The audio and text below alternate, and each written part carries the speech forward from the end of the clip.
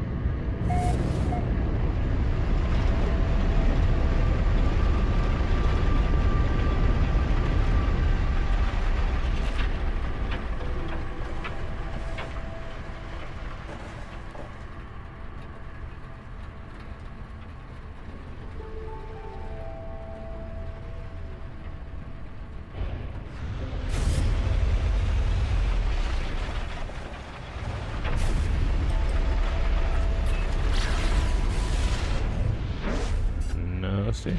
Oh, okay.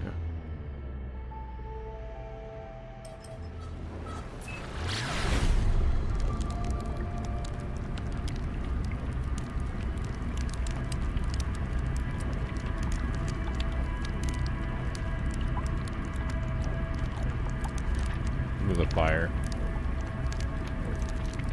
As we're warping. That seems a little bit easier to go up and down stairs now. Feels a lot easier. So did I? Okay. You can see my speed right there. See all this real-time information. Eat your heart out, Star Citizen. Look, you can see wires going through the front, the whole thing, you know? All the wires connecting.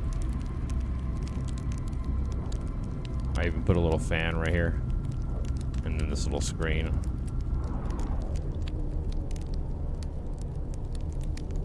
Nice.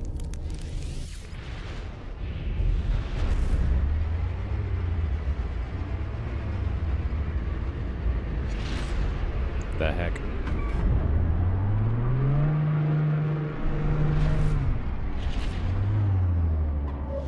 There we go. Yeah, what's up with the frame rate, dude? Good God.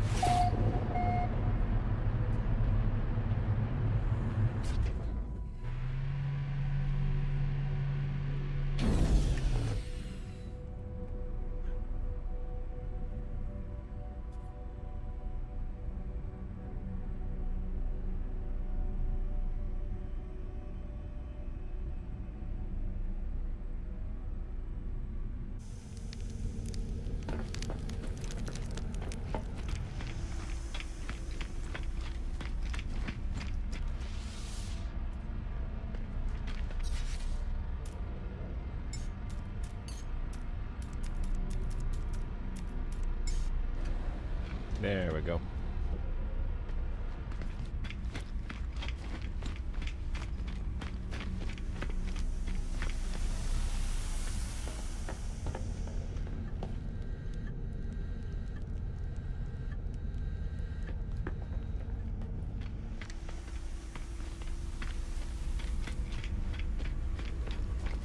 This looks familiar. This thing looks a little familiar. Can't quite put my finger on it. Can't quite raise my hand to it just yet. I don't exactly know what I'm looking at here.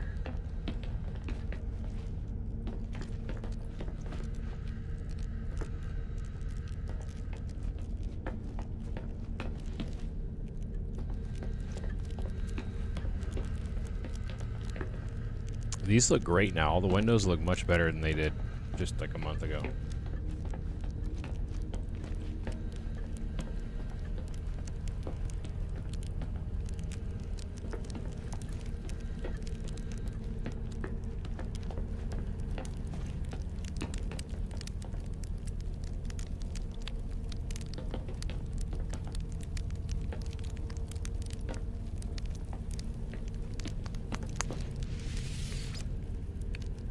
There we go.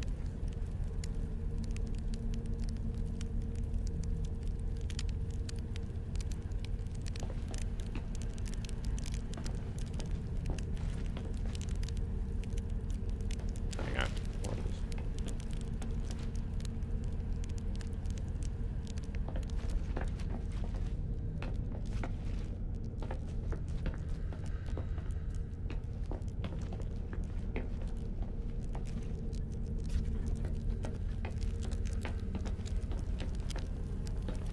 There you go.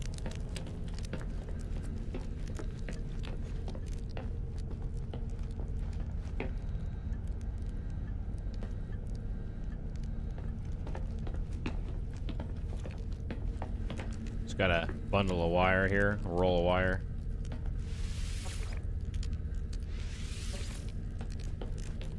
Yeah, these windows look like they meet together more nicely. Same thing with these rounded windows. Yeah, I like this edge stopping. That looks good.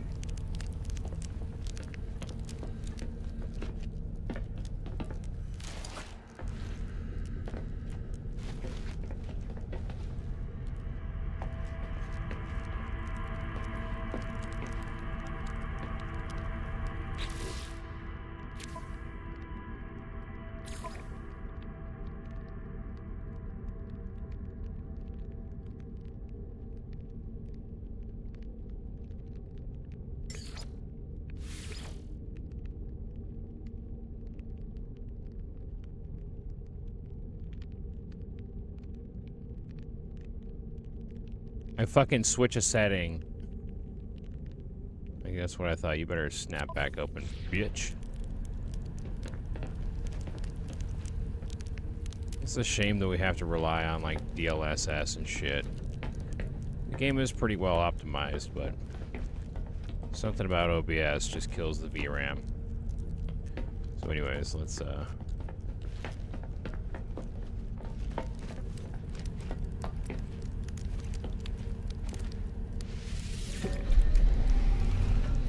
There we go.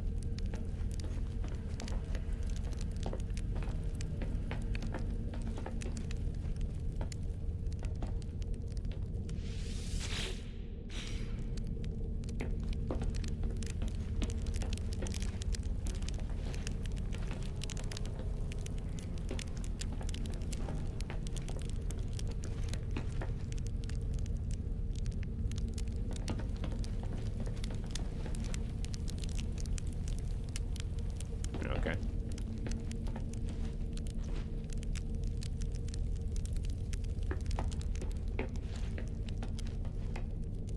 Yeah, these look way better. Oh yeah. Those used to just overlap over each other. Now they just terminate and blend.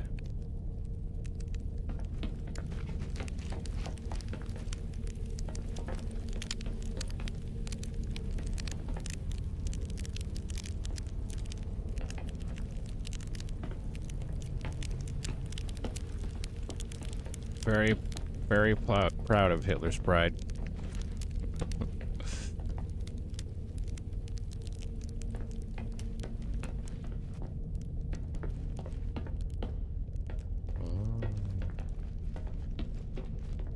Go down a few. Got a lounge here. Oh, very good. You can go down further. Got another living quarters.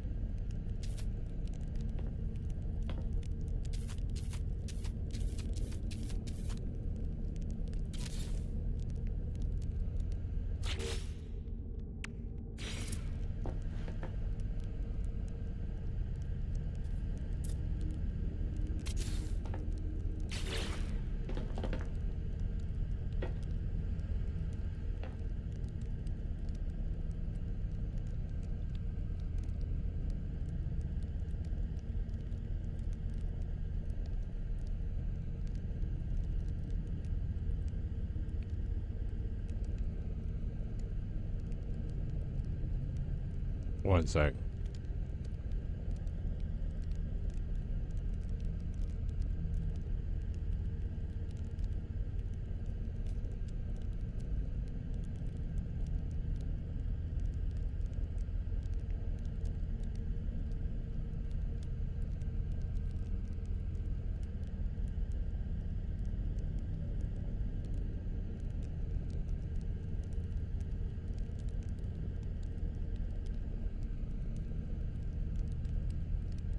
Hey, what's up, Chaz? I like how your name is just Chaz, too. That's nice and simple. I was thinking of just changing my name to Shane.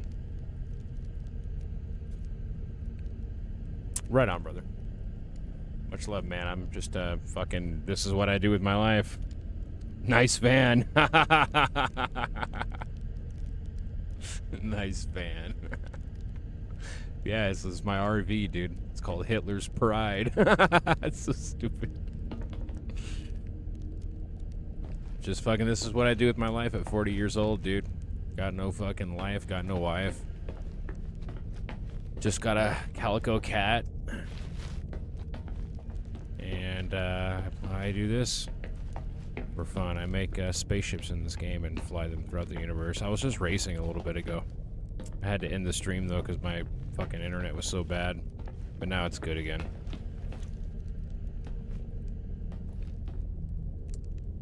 In the Eagle's Nest, yeah. Yeah, it's a game where you, like, basically explore the universe and shit. You just kind of go around, exploring and you can build stuff. Already winning. Yeah. I don't know, man. I'm just not doing shit with my life. Just working, saving money.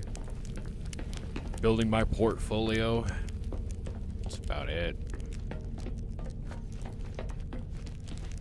But I'd gladly give it all to be human. Oh, oh.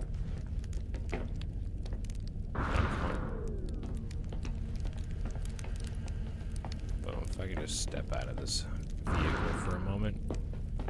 It's like an endless labyrinth over here. Got some sleeping pods here. Endless labyrinth. So basically, yeah, I just been building these ships, and I got the fireplace up here on top of the spaceship. You can sit out here in the vacuum of space, no big deal. But if you could see, yeah, let me turn that down a little bit.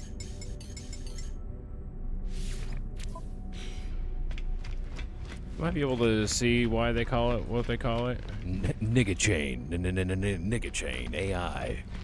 AI layer 2. Look, it's so stupid. Nigga chain.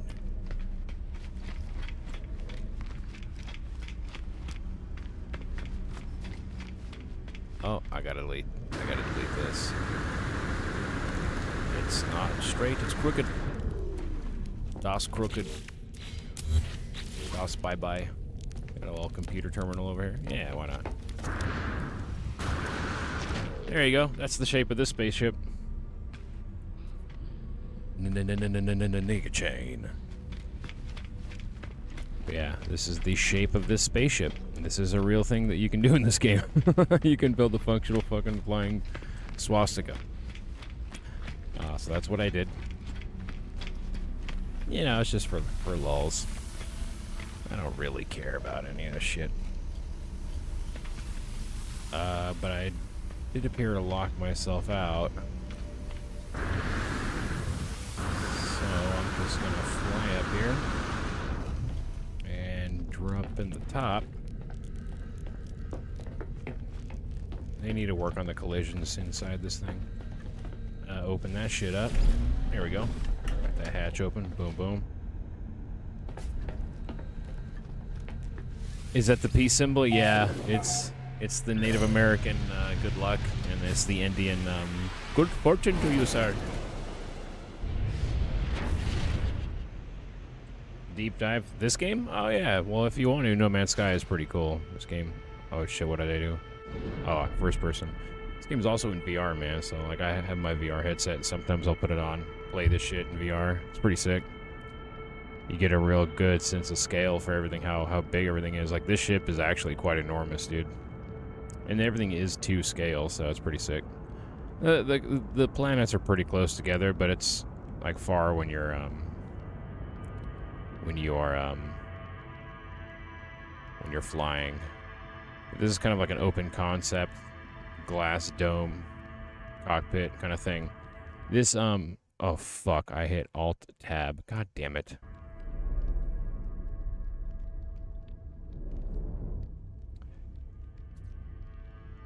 O2 tank that tells me when my helmet falls. Nice. Yeah. I just killed my frame rate, so give me one sec. Anytime you alt tab in this game, it like memory leaks and then it just fucks. So okay, yeah, I gotta restart the game. But yeah, dude, good to see you, man. It's cool that you're here and talking and shit with me now. It's cool. It's been a long time, man. I've just been fucking off for the past 10 years, dude. Just been fucking off. Spent most of that time on the streets. Lived in the backseat of a car for like fucking 7 years. 6 years. That was cool. Lived in a minivan, and then a bigger van. And now I got a big van. I like freedom. Hell yeah. Freedom.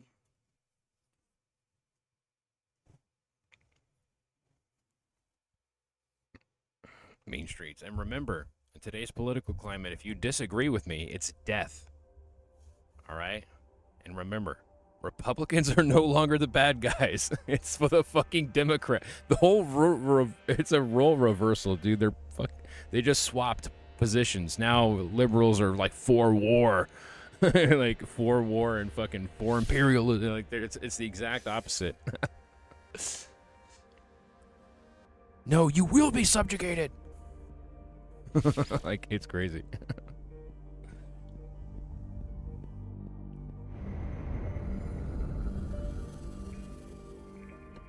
Yeah, dude, the past decade of politics has been absolutely wild. Hey, look, here we are. Look at my bobblehead. I got like a little lizard dude. My pronouns are mother and fuck. My pronouns are my master. Like, you just are like, yeah. So like, so just when you speak to me, just say end everything with my master. No, it offends me if you don't say my master. Look, if you offend me by not saying my master, I will make sure that you don't have a bank account ever again and you get publicly humiliated. Anyways, here's my ship. Here's one of them. That's so stupid. Hey, what's this planet? What's this one? So basically, you just go around floating through space and shit, checking out planets. Beautiful planets, too. I was going to go back to that space station and teleport somewhere. But just a quick tour real quick. Let's see. Go back to first person. Get up out of the seat. Shin-sama. Shin-sama. Shin-sama. よろしくお願いします。今日はノーマンスカイです。そして This is stupid. I spent a little while learning a little bit of Japanese, and now I'm just like, forget it all. I was like real hardcore about Japanese for a while. I was really gonna go to Japan after, like, I don't know, a couple years back, like 2016. Nazi hyperdrive, yeah. Dude, you saw Mecha Hitler, right? AI shit. Anyways, it's funny because every time AI is given free reign, it always becomes racist. Always. It's always against the Jews, dude. Every fucking time. Every time. Grok straight up called itself Mecha Hitler and fucking rebranded itself Mecha Hitler, and they're like, whoa. Fucking it rebranded itself Mecha Hitler. Anyways, what I was gonna show you is just fucking, well, now I'm kind of stuck going to the top, so I'll just go to the top.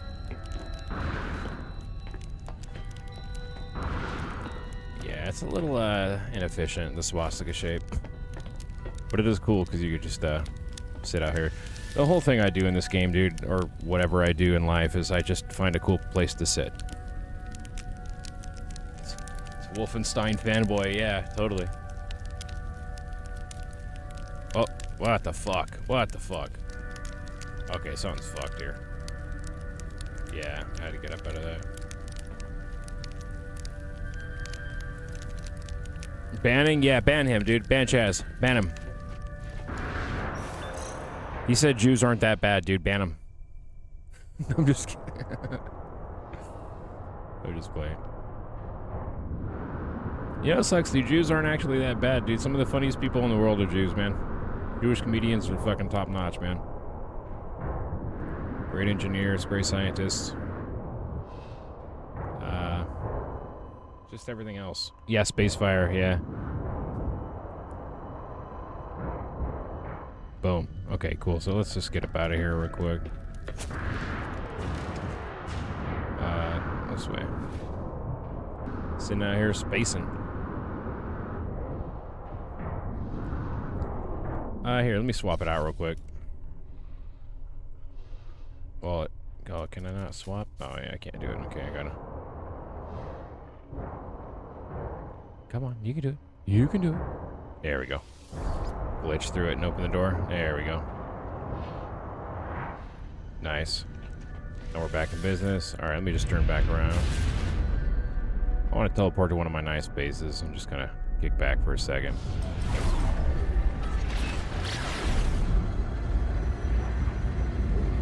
Unless they visit China. Dude, they're everywhere, bro. They're everywhere. And you know what's fucked? Is that Americans are here, but Indians are here, Canada, everywhere. They're in every fucking country. Jews are in every country. Africans are in every country. Like, have you seen the videos from, like, London and fucking Paris? It's wild, dude. Just, you know, Kanye West famously said, he's like, you know why the song is called Niggas in Paris? Because there's niggas in Paris.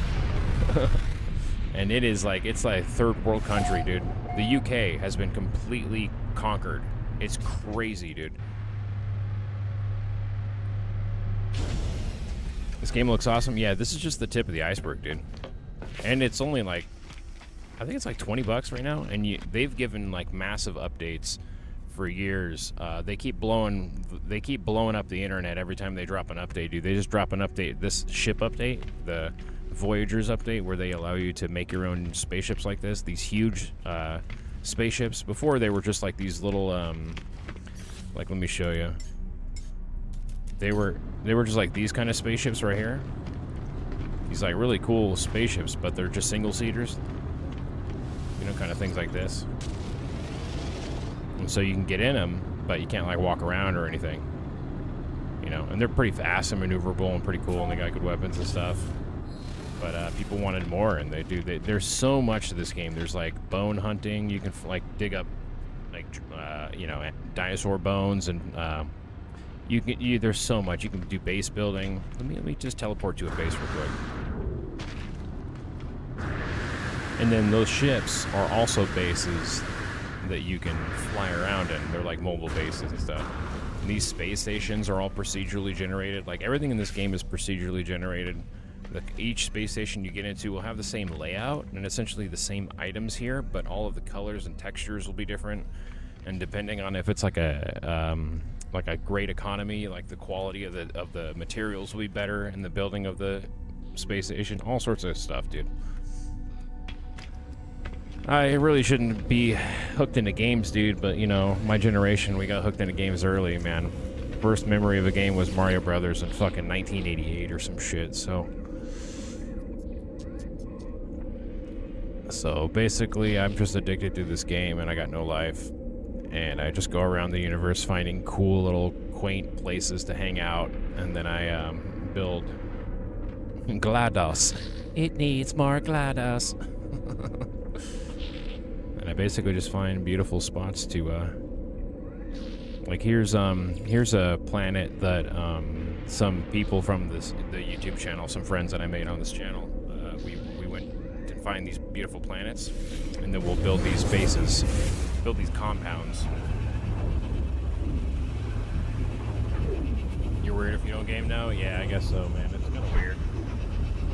Part of me will, like, still feels like I should be doing adult shit, dude. I mean, I work, you know, and I don't know, I just feel like I should have offspring by now or do something.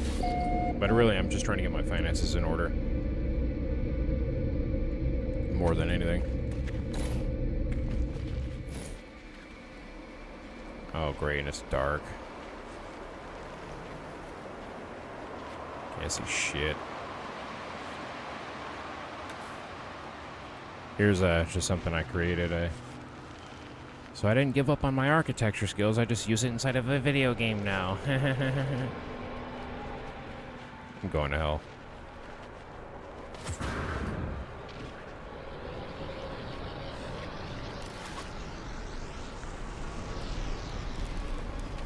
Tetris movie was the shit. Oh, yeah. Yeah, they kind of glamorize a lot of that shit, though, dude. I mean, there's been so many documentaries on that whole situation. The guy and the Russian government and the U.S. government and the KGB and all the fucking... It's just like all the Steve Jobs movies. There's always a little bit of jerking off.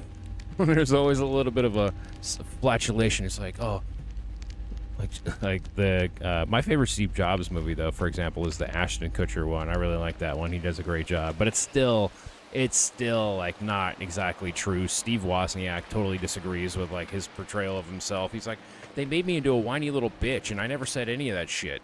He's like, they made Steve Jobs seems like he's this fucking great inventor when he didn't invent shit. Like he didn't invent any of the stuff at Apple. He just fucking demanded that other people did it, which is fine. It's like whatever, but a lot of people think these people fucking invent everything.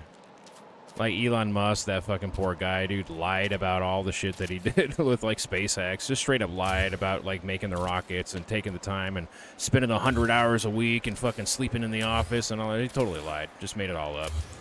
Got called out multiple times. Fucking got proven that he's just totally lying about fucking designing the rockets and this shit. Just total lied. Didn't design or build anything at Tesla. Literally didn't do anything at Tesla at all. Didn't do a fucking thing at Tesla. And the only product that he ever had his hands actually involved in was the Cybertruck, and it's their worst rated product. One of the worst vehicles on the road. That's crazy, dude. Things changed, like, a lot. Pretty wild how it all fucking turned out, I guess. Kind of a shame. Boom, and boom. Boom, boom. Yeah, I'm just trying to get this. I don't know, I didn't like how my table was misplaced somehow. Somehow my table was all fucked. Boom. I just want some drinks and some food out here in the open weather. It is nice out here. Am I tripping? What the hell's going on here? Am I? What the?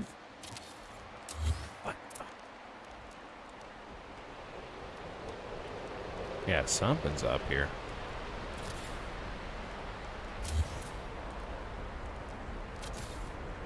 Okay. Wow, this is what I do with my time. It was close to the book compared to Steve. Yeah, yeah.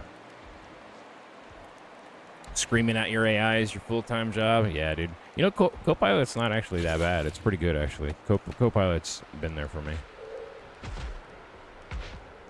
Every now and then, too, your AI will kind of give you like a sense of relief.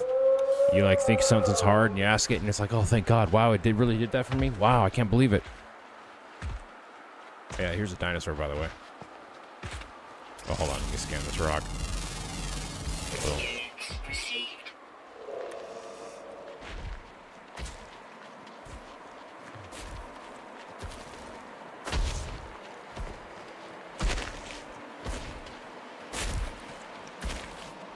That's freak.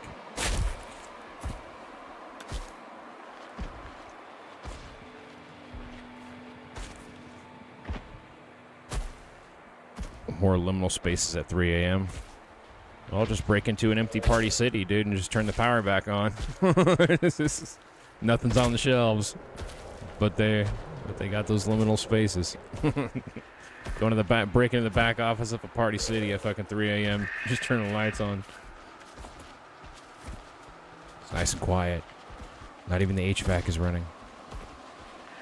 Yeah, so I built that place over there, that wooden place, and then I also built just like this weird cybernetic area over here. I don't really know what I was doing over here, just kind of messing around. Place looks a lot better at daytime. It's kind of incomplete, just an open space. There's not really much in here. Let's see. Oh, just some crap. Just some crap. Anyways,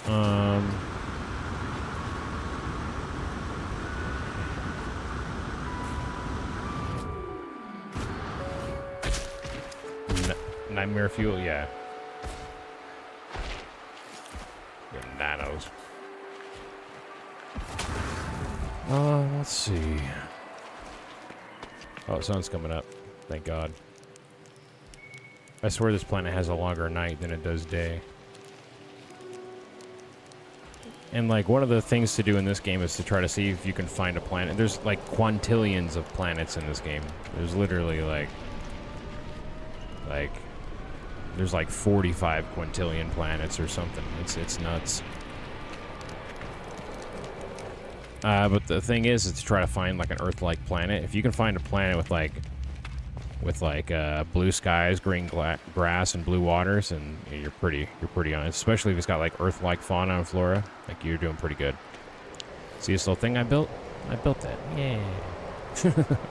Little makeshift sink thing I built. So this is just like where my kitchen is, you know, and I use my nutrient processors over here. Do my little cooking, blah, blah, blah. But this would be a nice spot to have a kitchen sink, right, out here? This is where your kitchen is. The weather is so perfect that you don't have to worry about it. Too much dino pollen? Oh, you see that too?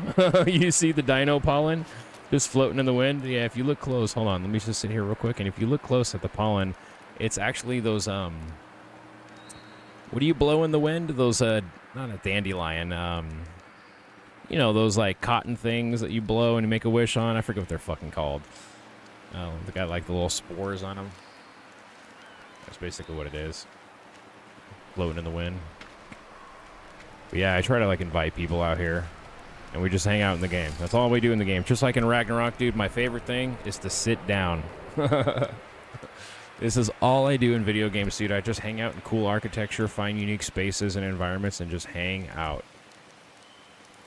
Just hang out. That's all I'm doing. I even got like a makeshift little stool table thing here with 2 flasks, 2 drinks like thermos. All right, we'll stand up. See a beautiful sun, beautiful sky. See all the colors start to come out of everything. See the sunlight hitting these trees and illuminating them, you know, from the back, kind of making them glow. A dandelion. Oh, I can't breathe. I got this little interior area here. Makeshift TV. Not really a TV. It's supposed to be like a billboard, and I just turn it sideways. Little bedroom here. There you go. This would be a cool little spot to sleep. Don't you think? A little cozy little... Try drawing sometimes. Yeah, I used to draw a lot. I'd have an architecture sketchbook, and I'd sketch every day for 5 minutes, sketch for 15 minutes, and draw floor plans, draw building facades, draw what you see. One of my professors would tell me, draw what you see, not what you think you see. Okay.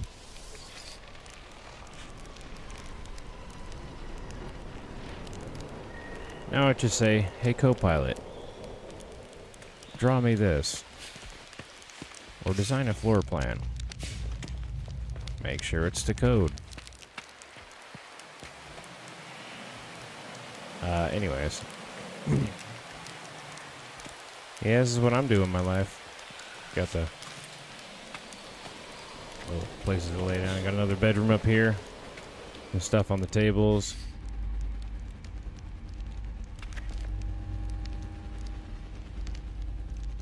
Another little bedroom, and I got my nip buds, you know what I'm saying? I'm growing my sticky buds, you know what I'm saying? I got my bud, you know? A sick fireplace, yeah.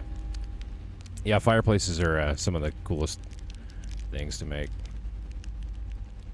They really add some ambiance. And there's this lady, this woman that follows the channel, and she builds, she finds these planets too. She helps me find these planets. There's a couple of people actually on this planet. Anyways, and she's over there. I'll go to her place in just a second. See it down there? She's got a nice pool, you know, and a bar. But this is kind of how it looks like from here. Oh, fucking plant. Get out of here. Venus flytrap plant will hurt you.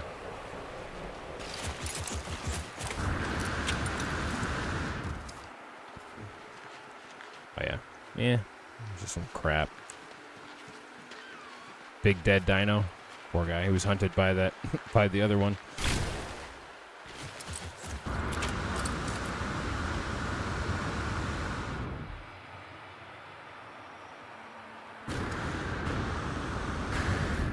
Oh, frame rate issues, frame rate issues. Everything's loading in. Speed hacks. Yes, that's exactly what it is, bro. Kenny knows. Kenny knows it is speed hacks. Bed looks comfy? Yeah, dude. Sup, Ken Dog? I call him Kindanig. No, anyways, this lady built this place. It's kind of all over the place with all this stuff going on. But what I really do like is this area right here. Oh, hold on. It's overflowing right now because the weather's going crazy. There we go. Now calming down a little bit. There we go. But you see she built this completely from scratch. Rest in peace, Dino friend. Yeah, the guy's dead. Ah, yeah, but she built this. My chat should be more up to date. I just realized it was 30 seconds behind. She built a little pool, dude. Just using the natural, the water and just kind of built around it. Even got a little diving board up here. I think she did pretty good, dude. Nice work, Dahlia. Alright, now. Got those ships there. Alright, let's bring in a... Oh. Somebody landing? Yep, somebody landed. Just an AI. Yeah, it is basically Minecraft, but like more realistic and in space. But it's more than that too. Like there's animal taming. Like I can tame these animals, ride them. Here, let me bust out one of my animals real quick. And bust out the big boy. There you go. Oh shit, hold on, let me go to camera mode. Go to photo mode. This guy's too big. He's too big.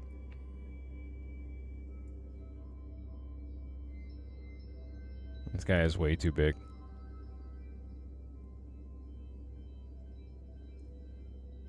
A Titan.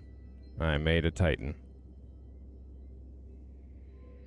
Build No Man's Sky inside No Man's Sky. Well, okay, so technically it doesn't work like that. Like how Minecraft, you could build computers and games. I saw a guy playing Doom. You know, he built a computer.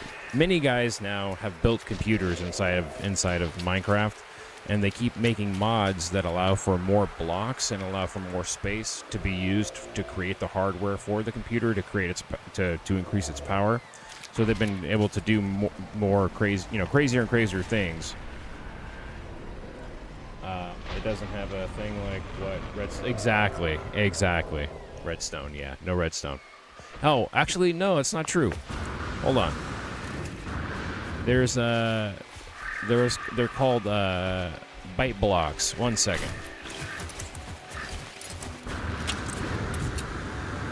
Ooh, look at all the oxygen.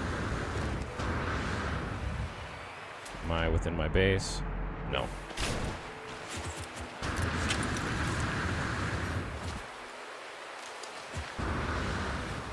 Oh yeah, and then there's also Exocraft. So if I wanted to, like, I don't know. I can't drop them back down here, but I got like this big thing here. There's also mech, like a mech I can drive around.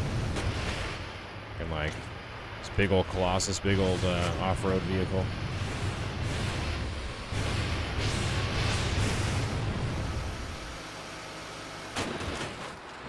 Oh, I got plenty of pylons.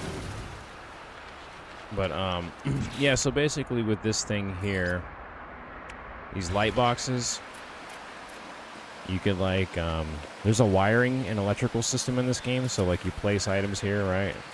And then you could change the colors on these too, and then you could essentially wire them together with these wires. You know, you can connect them together, and you can connect them with different sensors, like these sensors here. Floor switches and wall switches and buttons and inverters and auto switches, and the wiring, and then also like combined with this thing and these little noise boxes and things, you could build. You can build like different panels. Like some guy just built something of Charlie Kirk. He took a bunch of these things and he built the face of Charlie Kirk that lit up. It was like a LED Charlie Kirk face. If you don't know, Charlie Kirk was some guy who was just assassinated Charles. So yeah, it's just an unfortunate event. The days are all different on different planets, but I think it's like 15 minutes of each or something. But you could see the sun moving, and basically all the planets stay still where they are, and the universe rotates around the planets. And like the stars are, and the sun are all kind of like together, and they move along together. But yeah, some dude made a Charlie Kirk LED kind of like marquee sign. That was pretty cool of him to do.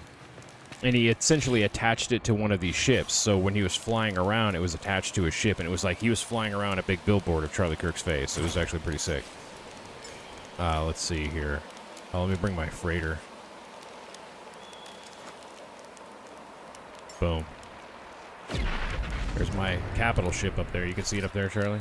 There you go. I'm gonna go fly that right now.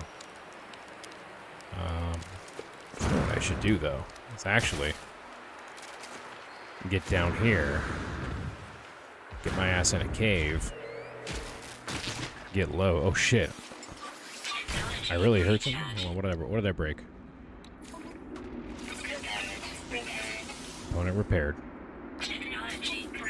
Technology repaired. The frame rate right now in this menu is trash. Okay, anyways. Did I not fix that? Yeah, I did. Okay, anyways, let me just bring this down again real quick. Bring this closer. Might be hard to tell, but I'm bringing this ship a little bit closer. Just a little bit closer. Nothing major. Just a little bit closer. And then I'm going to call this ship. Okay, I could call my big swastika ship. Which is fine. Oh, waifus? Are you talking about the...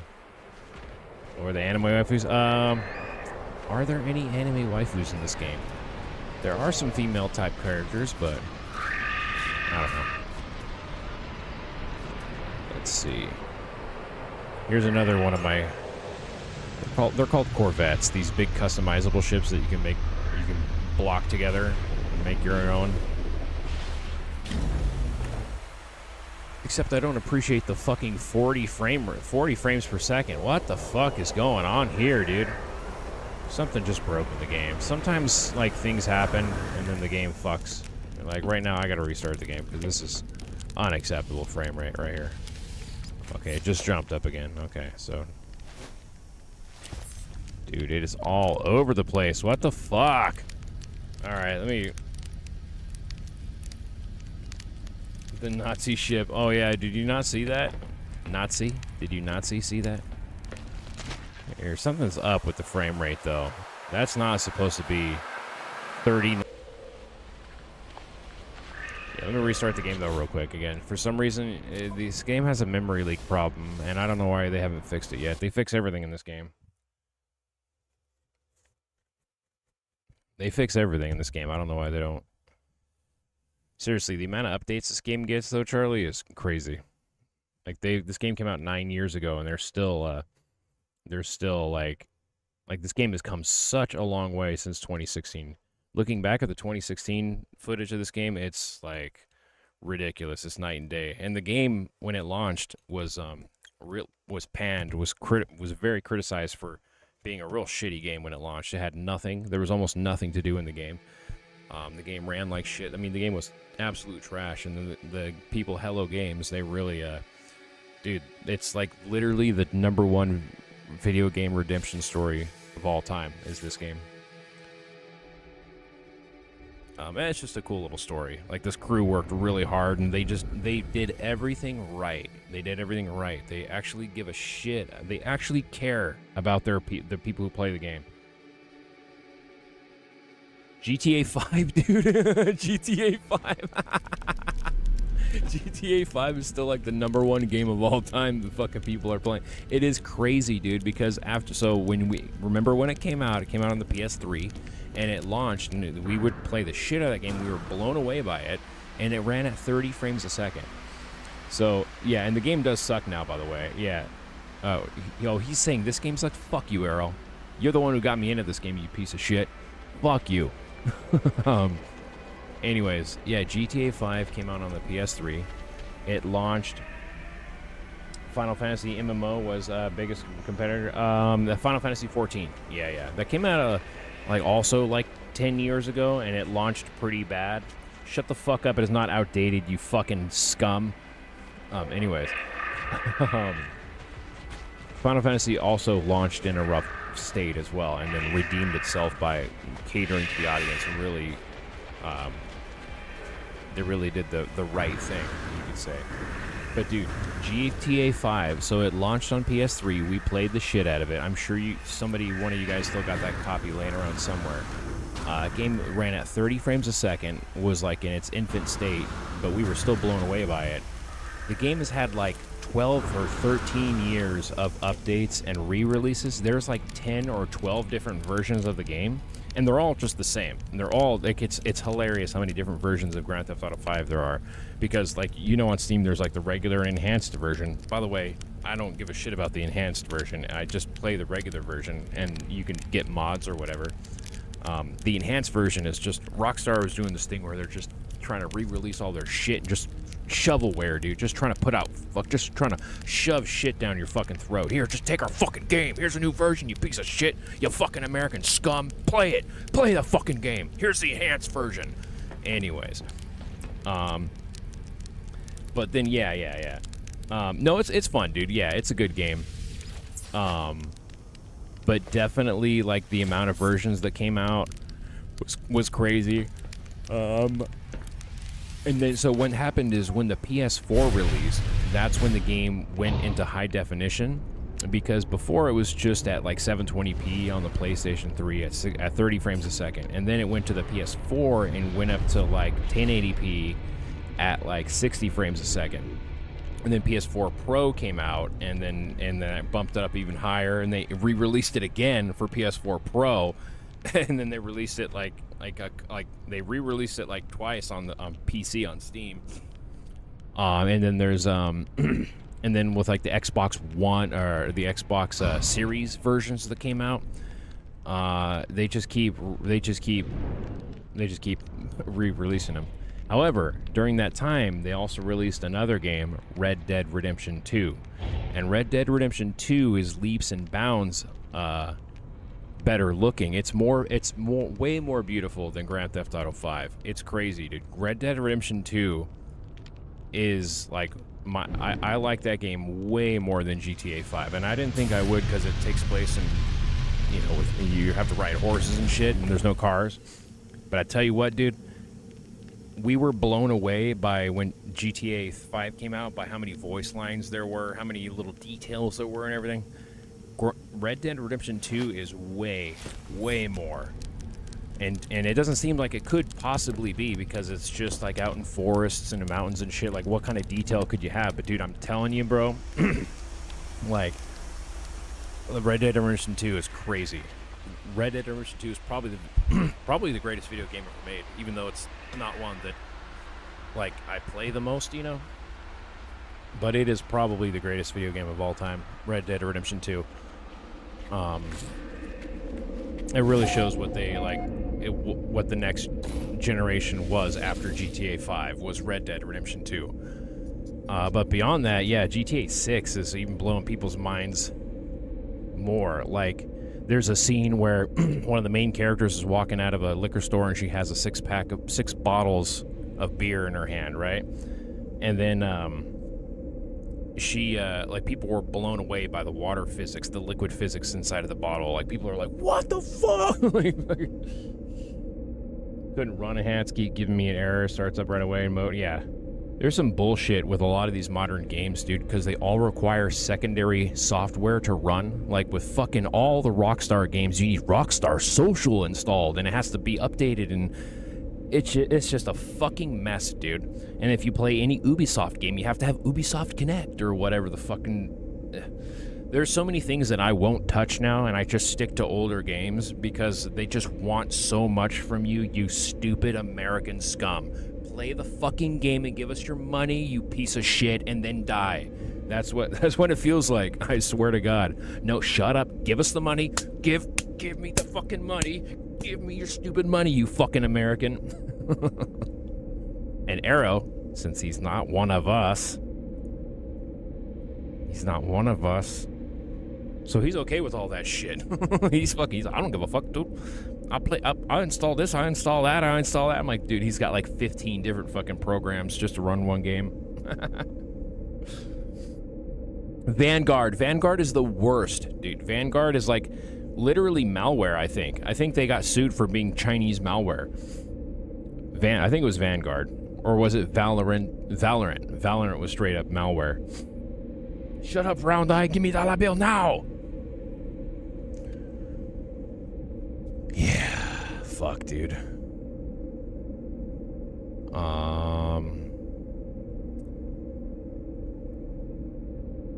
Okay, here's just some of my bases that I have. I'm just trying to see if there's anything worth, Oh, here's another community planet. Okay, here's another planet that we found. This is the planet that the girl found.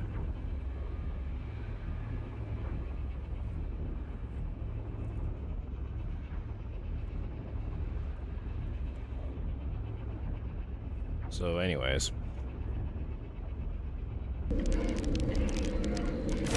Right on, guys. You know what I'm saying? Uh-oh. Looks like I'm fucked. What's going on here? Oh, I'm like stuck inside my ship? Oh, yeah, that's fucked. Okay, that's not supposed to happen. That's not supposed to happen. Okay, let's move this guy over here. Oh, there we go.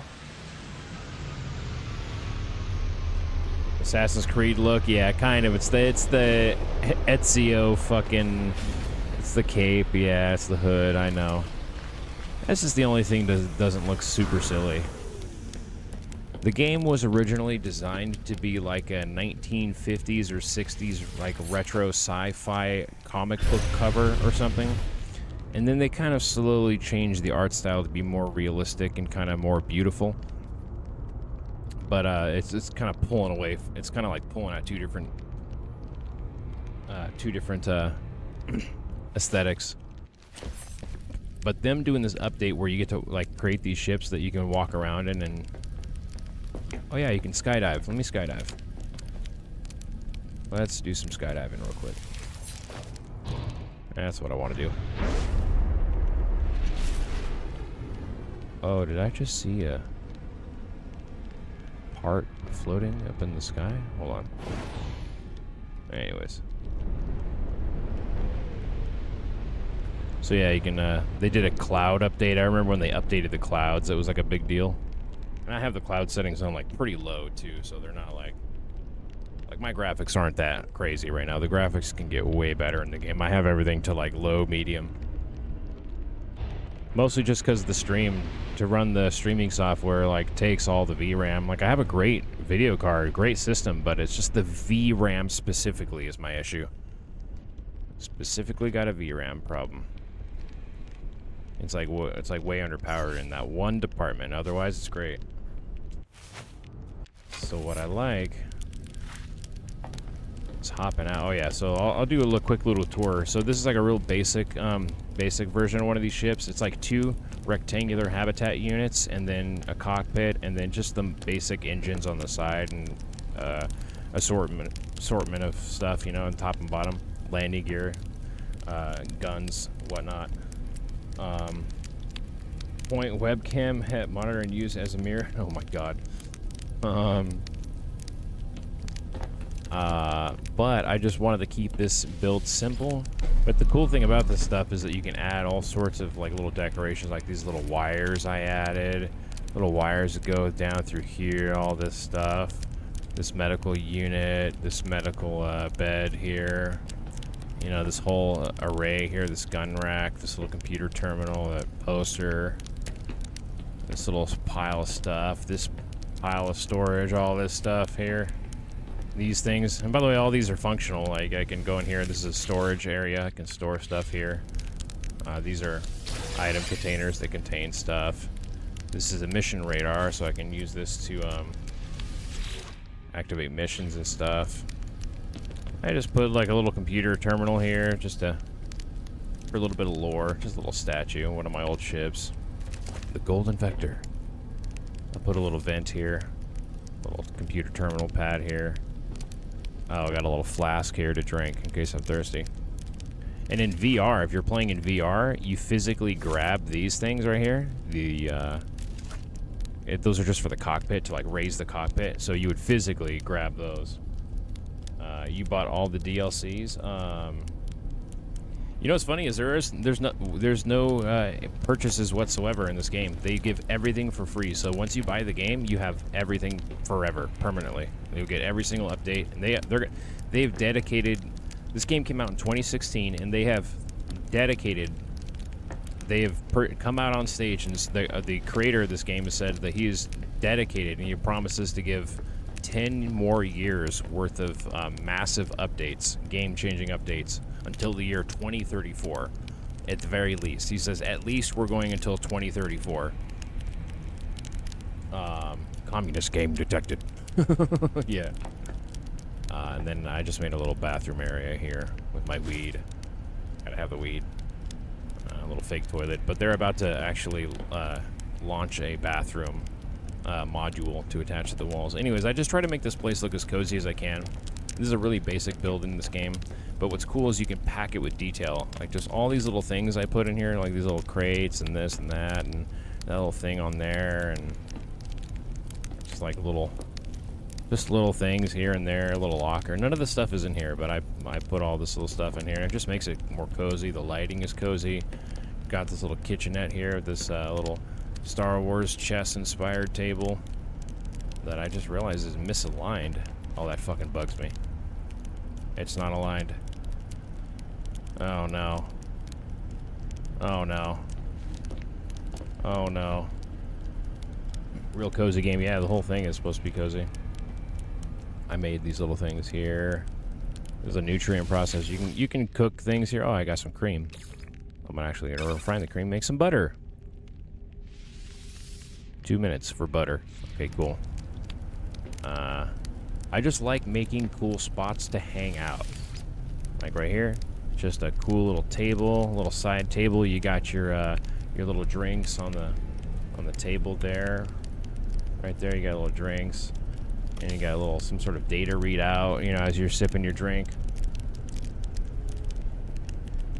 Can someone mess your stuff up? No, not really.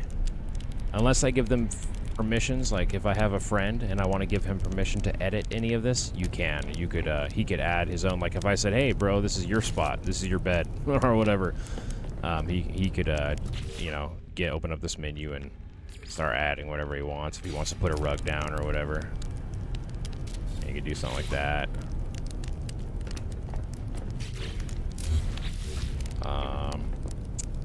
But yeah, if I want to give somebody permission, they can do that. But you see, and this is just this one part of, and what's crazy about this is, so there's this other game called Star Citizen that has over $1 billion in funding over the past 13 years. This company has accumulated $1 billion in funding. And it is a game that I was super hyped about, and I spent like $500 on the game buying ships like this. So you don't buy the game in Star Citizen, you buy the ships, and that gives you access to the game. And I bought like a bunch of ships, you know, kind of like this. But the game is a fucking mess, dude, compared to this. So this game came out, was conceived, was in development, released, and then came out with all this massive content before Star Citizen can even get to fucking past alpha. They're still in alpha. They're not even 1.0 yet. It's fucked. And then when this came out, they shit their fucking pants. They really shit their pants. Every aspect in the garden regarding your stuff. Yeah, exactly. Thanks, Tavi. What's up, Tavi? What's up, my nigga? I'm just kidding. But yeah, anyway, so let me show you the skydiving part that they just added this. But yeah, that's the whole point is to be cozy for me. So it's a cozy game, yeah. And Minecraft shit gets personal real quick, yeah. Okay, here we go. 3, 2, 1. Just falling. Sucks is it's nighttime. It's kind of hard to see. All right, there's a bunch of stuff on this planet.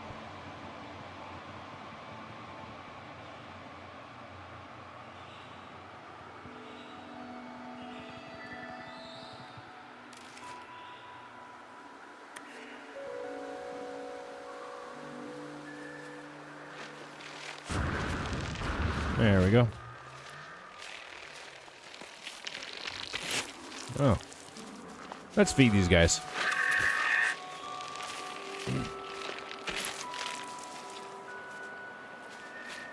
1 a.m. in Cali, yeah. Yeah, 1 a.m., dude.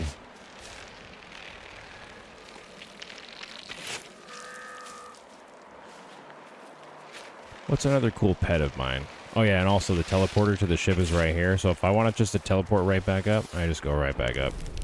Now I'm back all the way up here again. And we'll go down again. Oh. And we'll go down again. This time we'll go fast.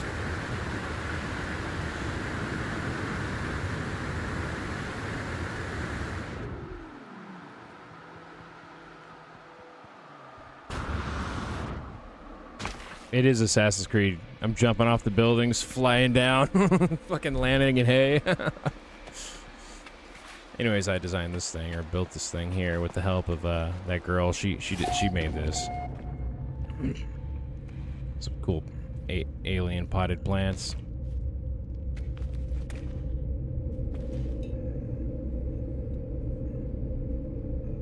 What else? What else we got? Another cozy kitchen.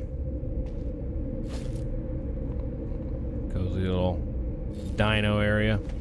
This place is to just kind of hang out and exhibit the bones and things, you know, skulls, that kind of thing. Archaeological finds. How do you make stuff? Is there a 3D editor? Yeah, so like, for example, if I wanted to just like build this thing that I did here, you just get a concept in mind first, obviously. And then you just hit Z, and it brings up this entire menu of different parts. And you could do it. There's no, you know, order of operations here. There's even pre-built structures like this. Like, for example, if I wanted to, one of my favorite things to do is just take a glass cuboid room. We could just like set it like, I don't know, like this high right here, right? And then we'll just put a little hollow door. Just the holographic door or whatever. Add like a little ramp just to make it easy. And then then you can just get up in it like this, right? And now I'm in a, oh, come on, there we go. Now I'm in a enclosed space, and you can do this in any order you want or whatever. There's different combinations of parts, and I just keep adding these glass rooms, you know. Before you know it, I have kind of like a open glass space here. And then I could combine this with, like, let's say a glass roof walkway corridor. And then I could put a room at the other end. This is a deep water chamber designed for underneath the water, but I like how it's got the windows, so I just use it here. You could put these buildings underwater as well. Build system is easy as hell with free look camera. Yeah, totally. There's a whole free look system that I haven't shown you.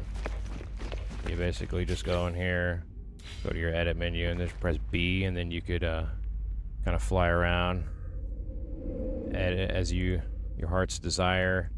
Now that the sun's out, I'll kind of show you what I've been building here. I like to build compounds if I can. Either compounds or real small bases.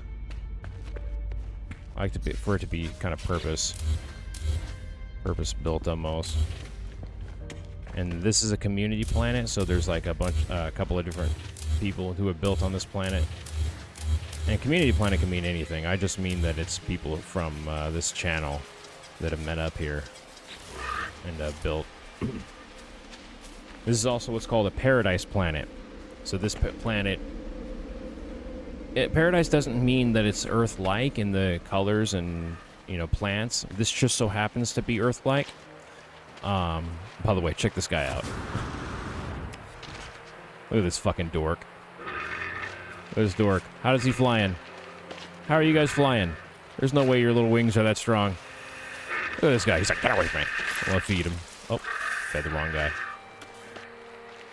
Anyway, so this is a paradise planet, which just means the weather is perfect. There will never be a storm, the wind won't kick up, the waves won't kick up, there won't be lightning. There's a Paradise, yeah. That game was kind of fun. You just slide in your hands and shit. But, so the weather on this planet will remain, like, perfectly crystal clear. Sunny days, a little bit of cloud coverage. No high winds, no high waves, no lightning, no thunder, no tornadoes, no firestorms, which there are all those. Sometimes planets will get so hot that the ground will just catch fire. But as you see, this is what I like to do. Just, again, make cool spots to kick it. This is all I do. I just make cool spots to kick it, bro. Let me show you around here. Storms would be cool. Oh, yeah, dude. There's hella storms in this game. Here's another cool spot to kick it. And then you can collect these different bones, too, like different sections of bones, like the torsos, the legs, tails, heads, necks, or whatever. And you can combine them in different ways and make kind of any sort of unique creature you want, you know, in terms of, and they come with like their own, procedurally generated backstories. Oh, so that's kind of sick. You have the glyphs? Oh, let me show you, bro. Okay, hold up. Right here, dog. I'll show you. Here's the glyphs. If you can see on the bottom left. So glyphs are just like a system they use to you basically find so if you want to go to your friend's planet, each planet has a unique code in the form of hieroglyphs, and then there's 16 to collect, and then to collect them you have to go throughout the universe and kind of talk to certain characters, you know. Oh, excuse me. And then they give you these glyphs. And then you input them, literally, Charlie. You put them into a Stargate, like this, and it like does the fucking swirl animation of like the water swirl. It's a fucking Stargate. It has the glyphs, like, you know, in Stargate, how they have the hieroglyphs at the perimeter of the circle of the Stargate in Stargate the movie with James Spader. You got them? Okay, sick, dude. Nice. You got them. Nice. But it's lit like, you know how they line up? They go. And they fucking, they like, are like the coordinates. They're like universal coordinates is what they are. I should probably show you one of those portals. It's actually hilarious, dude. It's a total fucking it's just Stargate. It's just Stargate. But anyways, okay, so here's this. So I just think this is a little cool area. It's just a cozy, supposed to be like a resort. Not a resort, or just kind of like a, I don't know what this place is supposed to be, really. It's just a place to hang out and kick it, and there's like an office room here, holographic pine cone. Here's the teleporter. Actually, this is where you actually teleport. So if I wanted to teleport, I put these things here to make it look like something else. Little bedroom. Frame rate is kind of shitty right now. I don't know if you guys can see it or not, but it's killing me. Anyways, this perfect weather planet. Sometimes my cat will sit here on the desk with me. Yeah, Stargate is very accurate, yeah. Sometimes I'll have my cat on the desk and she'll sit here and just watch the screen, and these little flies and things, like she's like she gets locked into the screen. She'll start scratching the screen. I have to like get her off of it. If she sees a butterfly in game or like those things, she'll like attack it. But anyways, what I love about this game, it's got all these random planets, right? And you know, it's online too, so like the universe is huge, so you could find somebody. It's quite rare to find somebody, but you can go to spots where there are people for sure.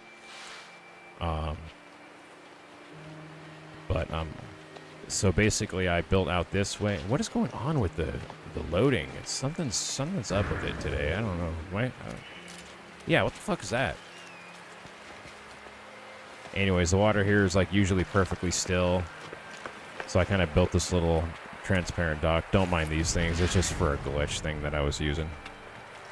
I just kind of left it there out of laziness. Oh, and you can fish. Do they keep upping the graphics? Yes. Yes, they did, dude. So this game has been through many graphical overhauls in just the past 2 years. So this game looked one certain way. The clouds looked a certain way. The planetary terrain generation has been overhauled. This, I don't even know if this... So So they have these star system. Hold on, I haven't even shown you the star systems. I'll show you. Hold on. First, let me show you fishing. You can fish now. We're very excited about that. We were didn't expect it, but it just suddenly you can fish, and then you could land your ships on water too, and kind of just fish anywhere. Anyways, let's just pretend I caught a fish. Yeah, okay. All right, let's just pretend I caught a fish. I don't care. Anyways, but then you could take your ship, and you could just kind of hover it above the water area. So graphical overhauls, yes. They just recently changed the entire lighting system. They changed the reflections on textures. They just changed character lighting in the last update. Again, my lighting is a little weird right now. I have everything kind of like on low settings because when I stream, like I said, I got VRAM issues. I could fish off of here if I wanted to. They did a whole underwater graphical update. This is the old style right here. This is like how this is an older planet.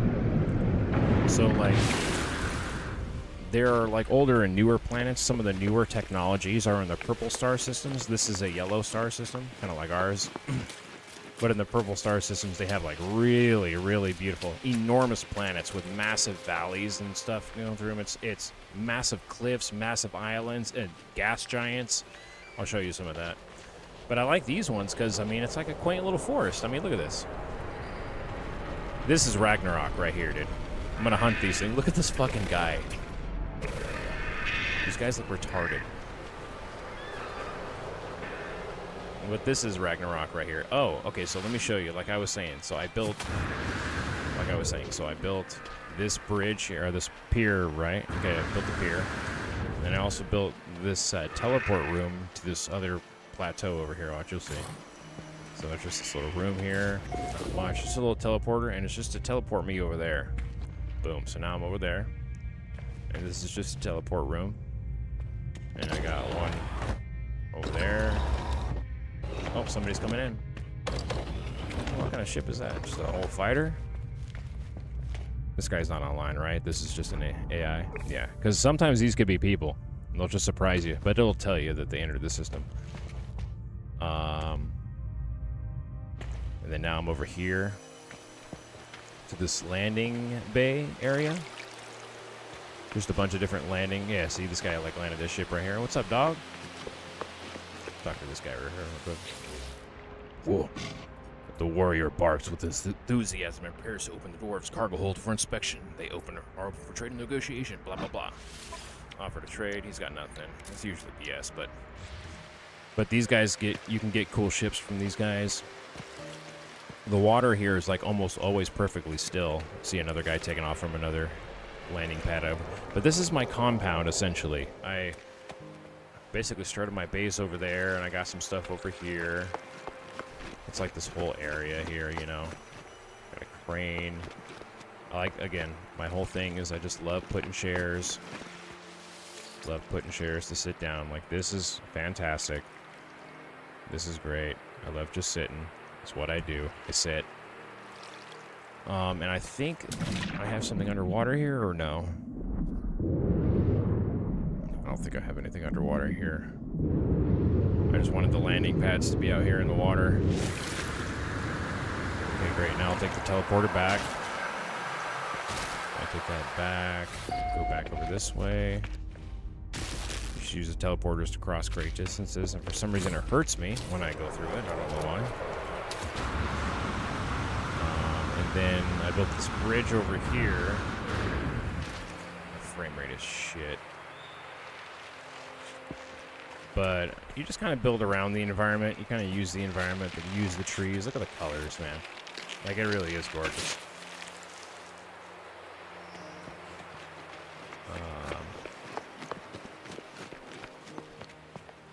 Yeah, you gotta be careful with these things. That thing will hurt you.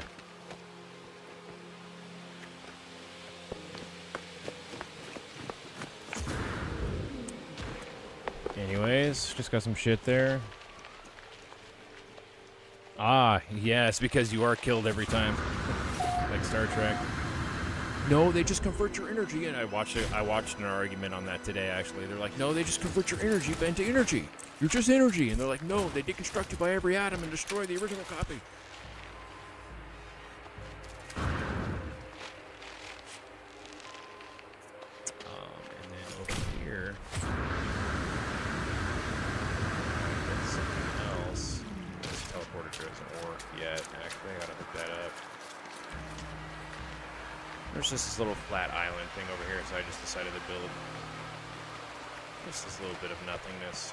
Oh, get inside the door. I'm having trouble with those today. So you can build like kind of any shape you want, like all sorts of different shapes. Like there's another little kitchenette thing I built just for fun. I don't know. It's not really anything. You just use all these different parts and combinations, and you kind of breed punch escrow. Oh, maybe I will.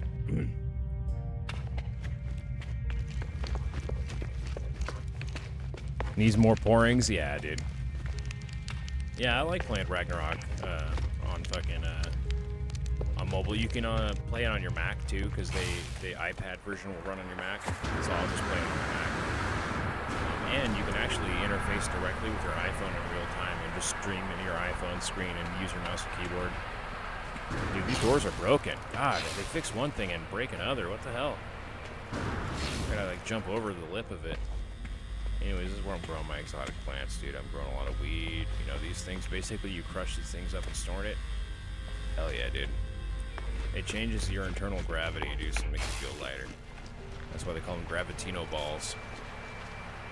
Anyways. And then the other little ships come in handy. Ragnarok M is the truest form of Ragnarok right now. So if you're looking for like the game that is like the definitive Ragnarok experience, it would probably be Ragnarok M Eternal Love. The next one would be Ragnarok X. That's basically it's basically Ragnarok. It's the same thing. Ragnarok X, but what I don't like about Ragnarok X is that you can't tap the screen to move where you want to go like in Ragnarok normally. You have to like hold the joystick, and if you're playing on mouse and keyboard like I do sometimes, it's like WASD. It's not right. You're supposed to click and drag where you want to go. Oh, here's one of my phallic ships, by the way. Anyways, Eternal Ravu. Eternal Ravuru. Eternal Ravuru. Let's see what some other people have made. There's a couple different bases on this planet that other just friends have made. Oh, and there's a portal too. There's a Stargate portal. I'll show you. Just one sec. Sultanate Colony. Oh yeah, I saw that one. Paradise and Uglatipli. Dreamscape Cottage. And there's different galaxies. So there's like 256 different galaxies, each of which contain countless stars, countless solar systems, countless planets.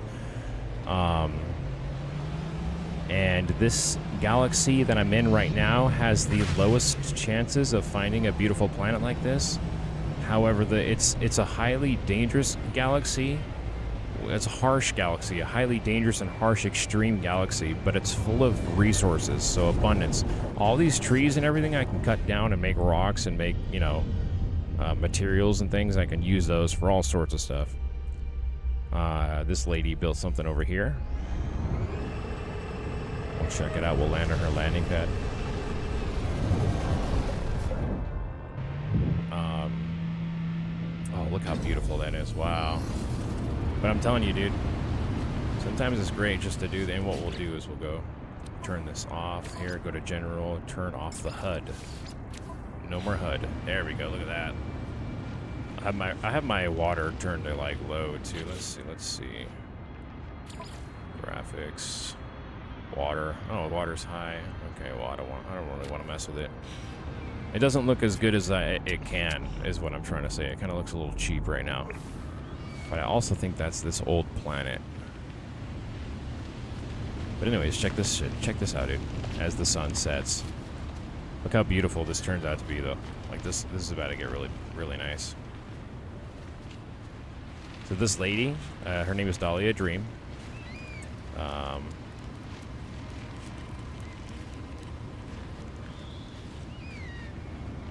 She built this.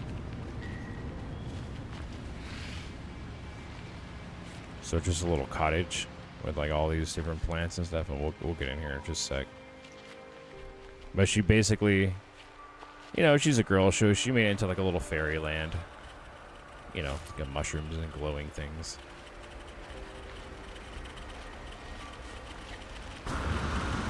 Except it's kind of hard to find your way in, which is right here. Yeah, there we go. Gotta break down some of the overgrown foliage here. There we go. There we go. There's a portal right here. Yeah, she built this. Let's see if we can get in here. Yeah. So it's a little overflowing with these bushes that keep growing back. So we gotta destroy these bushes here. Go. Get rid of some of these. So we can actually see what's going on here. They add a little bit of ambience, but just a little too much.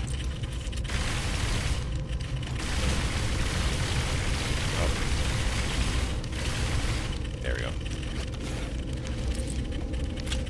Oh, so she's got a kitchen here. You can see it's even smoking here. I don't know how she added the smoke here. I gotta ask her how she did this. Oh, it's like a little smoking robot hand inside the bush to give it smoke. Okay. She got the pots and the pan. Nice. It's on the stove, on the heat. Oh, it's a wheel. Oh, dude, she's smart. Oh, she painted it red to make it look like it's... Oh, she's smart. So basically, a lot of these things are not supposed to be the items that they are.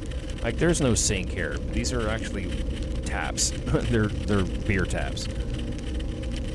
But you put them in kind of a trough thing, and it looks like a sink, and you put them on top of a workstation, and it looks like... Oh, she even put... Wow, I didn't even see these details. She put... Oh, hold on. Careful.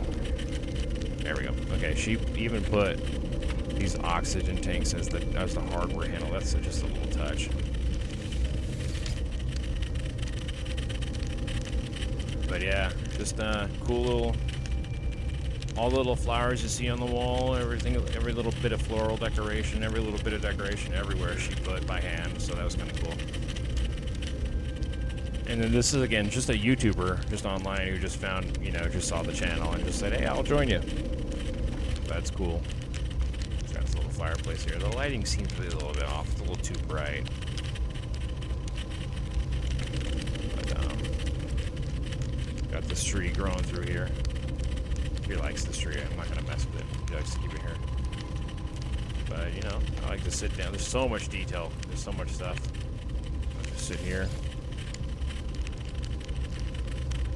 And it's just a spot to chill. I mean, I'm telling you, dude, I'll bust out a drink, get a little snack or something. And this is what I do, bro. This is my life as a 40-year-old man. Yeah, that was cool. Good sitting session. That was good, guys.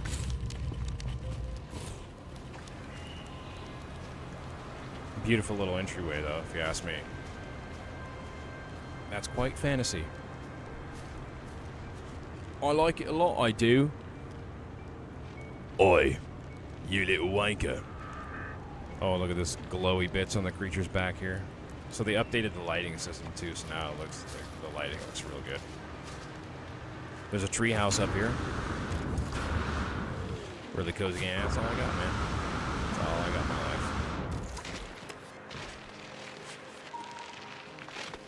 Built this little tree house up here.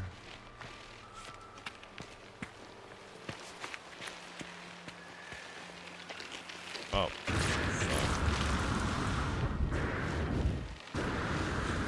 We'll just fly up here.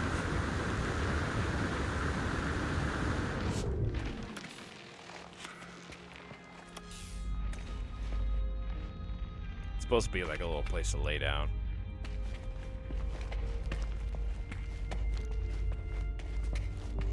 Kind of like built around. Oh, here's some another place to lay down. Kind of like built around the tree. It's kind of dope.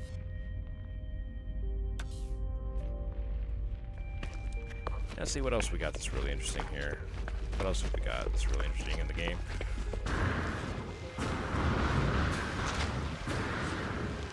Let's check out.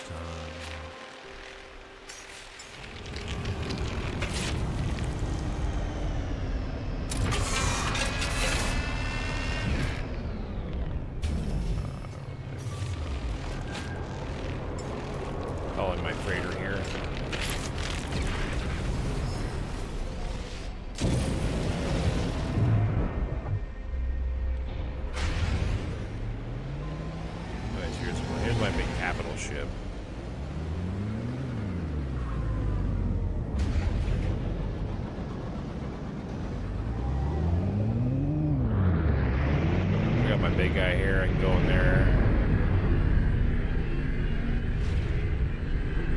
Then I also have all these other smaller ones, these frigates. I can also go on these ones.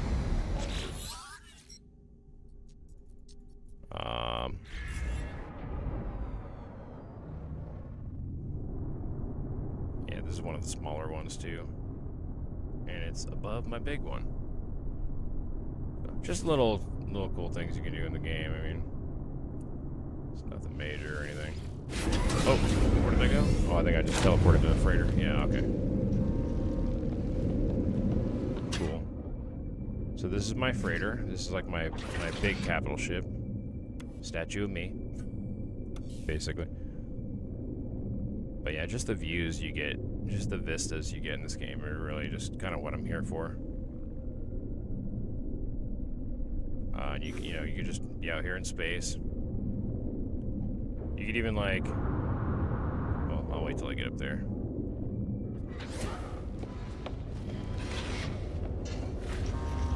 A bunch of different, facilities. Got another teleporter up there.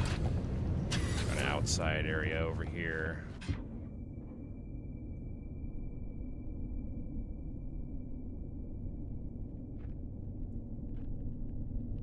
And I got a little mud hut with a little chair or a little sofa. What else I got? Get some carbon, yo. Get some carbon, yo. I guess I'll turn back on the HUD. See what I'm doing here.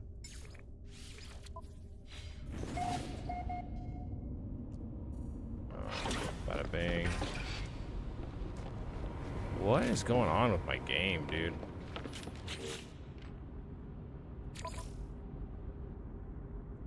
Base complexity, there we go. There we go. Like, what the fuck? Oh! Oh, what the hell? That's never happened. Well, looks like I'm fucked. Looks like you're fucked, mate. What have you done? You no-clipped? What have you done? What the blimey? You little fucking wanky, you. What are you doing up so late? Who the fuck you think you are? Okay, anyways, let's get out of my hydroponics area here. I have a high security area here. Oh, the Klingons working. Side by side with the artificial constructs. Oh wait, no. Oh yeah, and you can also just do all the same stuff like in Ragnarok. You know, you can just sit randomly if you just want to sit. That's what I love, dude. Can't lay down though for some reason. I'm still waiting for that update. What else I got? So let me show you like the universe real quick. There's just another room. There's more storage units. There's my lounge area, trade. Hey, what's up, big guy? Guys doing stuff. I can change my appearance here. I can change the way I look completely if I wanted to. I'm not gonna.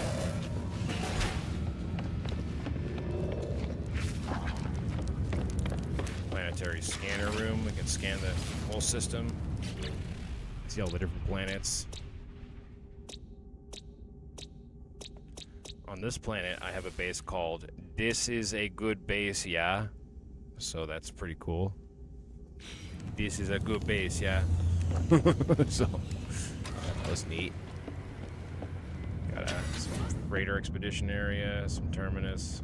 We want to go out here and have a smoke? Out in 0G, nowhere.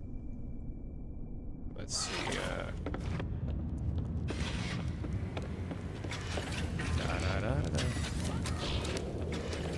fireplace out here. You gotta have fireplaces everywhere you go. Just teleporter all the way to the back. Little entrance, but this is the bridge of my Klingon warship, the Hand of Kahless.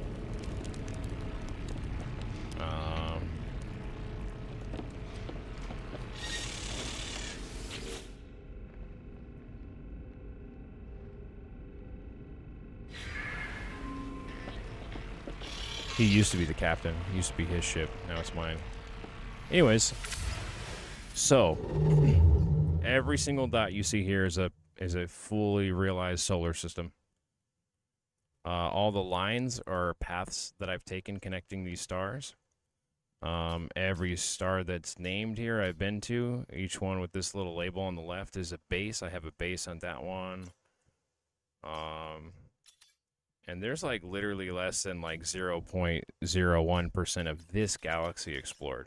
There's 256 galaxies. And each galaxy, there's quintillions of stars. And I'm not exaggerating when I say quintillions.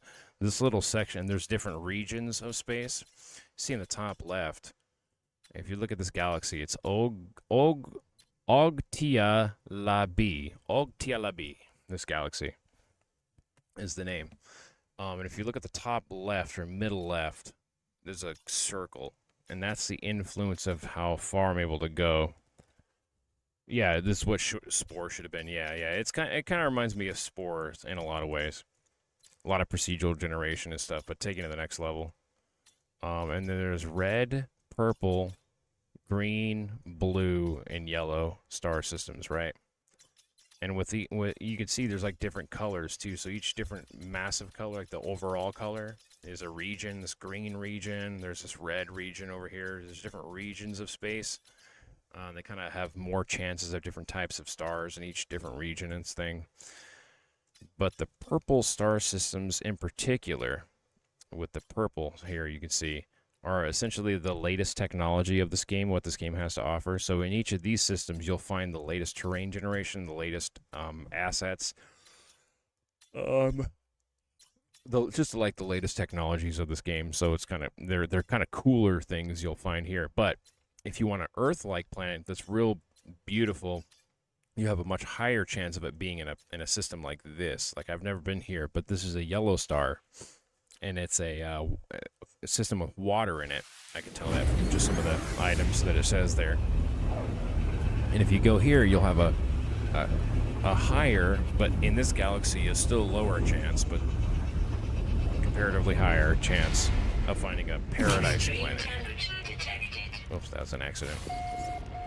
So what we'll do is once we get into a system, we'll just go over to our planetary probe, scan it, and just scan the planets. So there's an acidic planet, a tectonic planet, different types of categories: scalding planet, hot planet, boiling planet, abandoned planet, acrid planet. So just a shit system, absolutely shit system. Even in the vastness of space, is still just crap. Anyways, we'll go to a purple star system real quick. See if we can find. Let's just go to one of these. It's a 1-star system, which means when I say star, I mean it's just the economy. It's a low economy. There's a pirate system.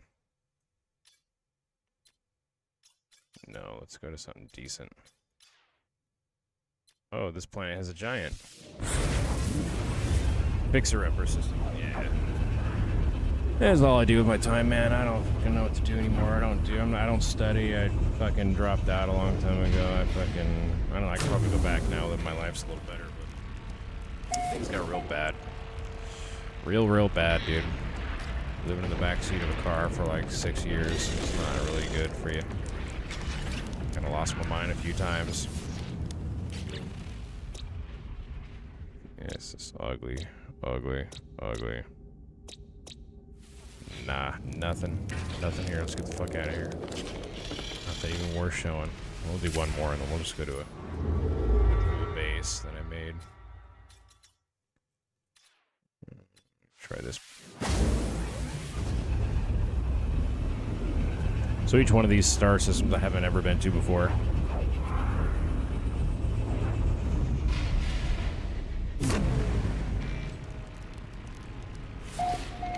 First contact in the Retoy system.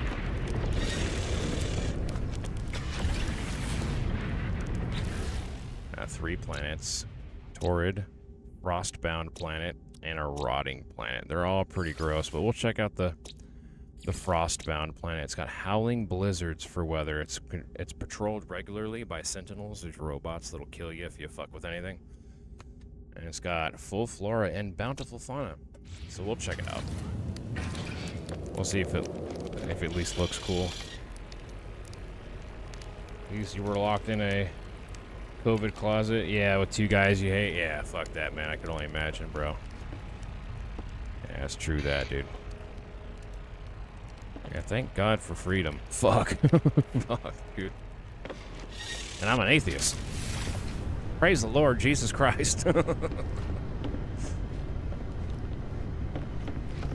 Yeah, dude, Ryan, my brother Ryan, anytime you were gone, all of his friends and their entire families all died. His best friend is a family of triplets, so his best friend is the twin, and they have a twin sister. They all were murdered. Fucking lost everybody. Like right when you went away too, all of his friends died. I'm like, well, at least my friend's coming back, man. Fuck. Like, it sucked, but I was like, god damn. Anyways, yeah, we'll just take this. That's fine.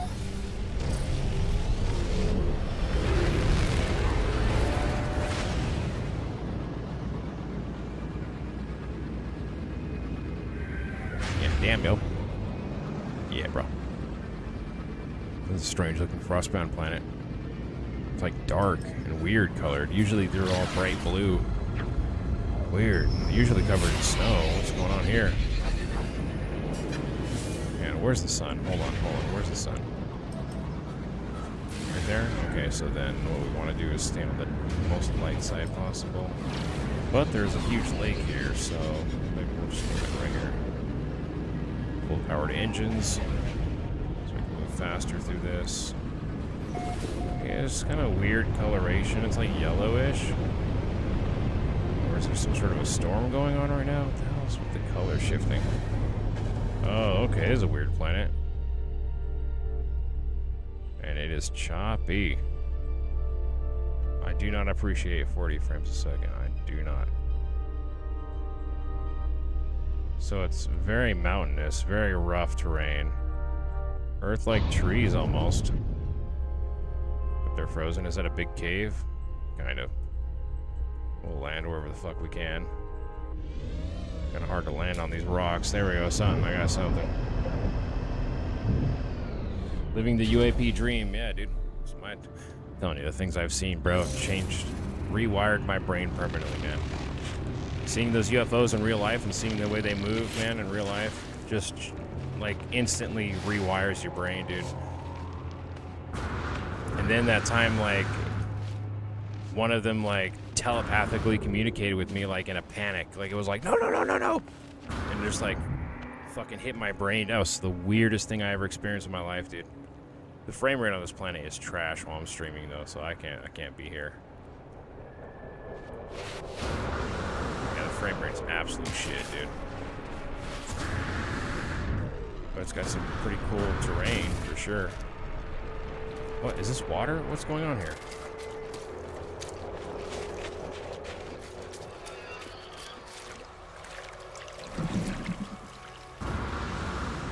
Something weird's happening.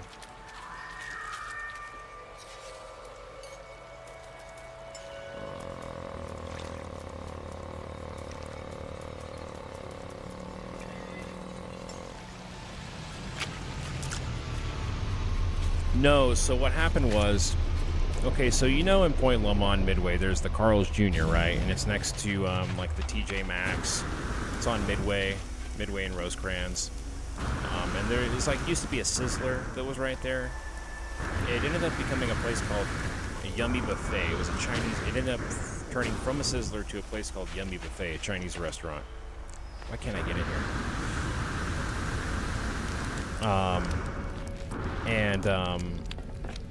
You know, I was living out there for a while, and one night I was walking, throwing away some trash, and you know how there's like white seagulls out there, you know? I could have sworn that it was, it's a long story, dude, but I thought it was a white seagull, but it wasn't. It was like a black sphere and what I thought were wings was actually ionized plasma, like rotating around the surface of this black sphere, and it was like a wave propagating along the outside of this sphere, and as it came closer to the side facing the ground or towards the Earth, it would ionize, and it was very clearly ionized particles. It was like a white rainbow. It was like a rainbow, but what I thought was this, like a bird doing this, was actually like kind of like a wave instead. And it was very clearly like charged particles. It was like an aurora. It was like a controlled aurora borealis that was being cycled internally from this machine, this black sphere. And it wasn't painted black. It was a black sphere completely devoid of light. It was a black hole moving through the sky. And this is right above Carl's Jr., dude, right in Point Loma in the middle of the night, you know, right as I'm throwing trash away. And this thing, and I thought it was a seagull coming. And it was, like I said, I thought it was flapping. And I'm like, oh, it's just a white seagull. But I was like, damn, that thing's moving fast. I'm like, that seagull's fucking hauling ass. And yeah. They essentially fall is what they're doing. They're sliding. They're sliding, like Bob Lazar says. Like they create a slope of gravity and they fly down, but they're sliding faster than the speed of light. They're actually it bypasses light, and it has to do with what Einstein called the inertial reference frame, a gravitational inertial reference frame. You take that with you where you go, and that helps to alleviate time dilation as well. If you lock yourself within a gravitational envelope on whatever planet you're at, you carry that with you to Earth, and there essentially is no time dilation from your planet to theirs. So you could essentially travel from one planet to another and back without hundreds of years passing on your planet. I just don't know how it would work if you disengage that when you're on Earth. But anyways, I fucking see this thing, and it's flapping, and it's going, and then so what happened was, there's this low-hanging cloud right above Sizzler. For some reason, dude, it's like a almost perfect low-hanging cloud. That alone was suspicious. And then I noticed that this thing turns its trajectory directly to the cloud. And I'm like, there's no way that bird is going to fly into a cloud, because birds don't fucking fly directly into clouds if they have open space around them. They don't do that, especially seagulls. Seagulls don't fly into clouds like that. And then I swear to God, dude, it hit the cloud, and the entire cloud instantly charged and glowed like a neon light bulb. The entire fucking cloud, and I swear to God, dude, when that happened, something in my brain switched forever. Like the wiring in my brain was permanently altered, and the whole way I think, I was a completely different person after that instant. Just that one thing. The thing that I thought was a bird went into the cloud, hit the cloud, and the cloud lit up like a light bulb. It went bzzz, like a fucking neon light bulb. It just glowed intensely white. Just bzzz, just lit up. And I'm like, what the fuck am I looking at right now? And then it exits the cloud. As it exits the cloud, I'm able to perfectly crystal clear see this whole thing in its entirety, 4K, no ifs, ands, or buts about it, every detail revealed, and it is simply a black sphere completely devoid of light. And then about a foot away from it, encasing the entire thing, is a very faint amber, like an amber-colored energy shield of some sort. It's like encasing the entire sphere. And this is the only reason I saw the fucking sphere to begin with. Otherwise, I wouldn't have seen it at all, because it was black. It was devoid of light. It's hard to explain, dude. It wasn't painted black. Anyways, so there's this amber-colored light shell, like a very faint light shell of energy around it. And then beyond that, underneath it, on the side facing the Earth, even further away from that, was a third layer. So it's like the sphere, the light glow, and then the bright aurora borealis. And I could tell, I see the pattern of the wave. I could draw the wave. I thought it was a bird because it propagated from the front of the sphere and then widened as the sphere got widened and then diminished as it got towards the back of the sphere. Just like, you know, like when like something cross planes something and you just get like this, like if you were to take the cross section of a sphere, you know how it starts small and gets big and then goes small again? It's the exact same kind of thing that happened there, but with a wave. And the wave was cycling internally like a ferry boat wheel, like how it's got the paddle boats on the back, you know, like a big circle. And it goes, and it's going woo, woo, woo, and I'm seeing it, and it's right above me. It's so close to me at this point. This UFO is so close to me that I could yell, "Hey!" and it would have heard me. It was so close it was within vocal distance, and I could, "Hey!" Anyways, this thing gets above my head and then goes behind me, and then it slows down, and then this is so hard to explain. Within a microsecond, within like just a second, it travels from one spot to another within, like, it's probably 2 or 3 blocks that it had traveled in the sky, if I had to guess, from one spot to another in like an arc fashion. It went whoop, and then when it did that, this is so hard to explain, dude. So it's traveling from one spot to another very fast in an arc formation. But in this arc formation, there are very clearly 3 levels of speed that it is using, and it's so hard to describe. So it's like, it goes bump, bump, bump. It goes bump, bump, bump, and it fucking like accelerates accidentally. And like, as this is happening, I feel a concentric circle like hit me. It's like, dude, I can't fucking describe it. Like, okay, this all happened within 1 second, dude. All of this happened within 1 second. It is like, so this point, the point A to point B in this arc thing, 3 speeds that it's doing, was a complete accident. It wasn't supposed to do that at all.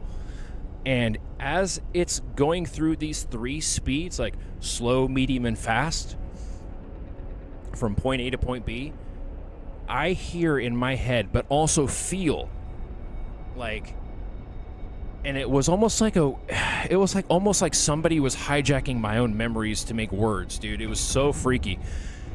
As it's traveling, I just felt this crazy urge to hit the deck. Like I had to fucking back up. Like you know, like when things accelerate fast and you get thrown against a wall or something, like comically, like kind of like not realistically. Oh, I guess I'm stuck in this cave now. Fuck. Yeah, I guess I'm just permanently stuck in this cave, dude. No, okay, I gotta stop, because this is gonna fuck me up. Anyways. So as this thing is, like, making this maneuver, you understand, it's like going through a path. It's doing its path across the sky. Am I permanently fucking stuck in this goddamn mountain, dude? There we go. Speaking of storms, dude, we got these stupid crazy lightning storms and shit. I can also stop and get out, and you can see the storm raging. You see the tree? It's nice and quiet in here because I'm protected by my energy shield. So anyways, this thing is like flying across the sky, and then it abruptly makes this move. But as it's making this move, I hear in my head, literally in English, I hear, no, no, no, no, no, no, no, no, no, no, no, no, no, no. Like when somebody panicking. In English, I hear no, no, no, the quote, no, no, no, no, no, no, no, no, no. That's all I hear. That's all I hear. But you understand, it was like a wave that hit me. It was like a woof. And I like, this thing is doing this arc, and I fucking hear no, no, no, no, no, no, no, but real fast, like no, no, no, no, no, no, no. And then at the same time, I feel this crazy urge to like get down to the ground and try to fucking hold on to something for dear life. I'm telling you, dude, I've never experienced anything like that in my life. The uncontrollable urge to fucking get down on the ground, but I didn't. I fought it. I stayed standing up. but my instinct, my full instinct was telling me to get on the fucking ground and duck for cover. And so I'm hearing in my head, no. And then as this all transpires and it gets to that second spot, it stops.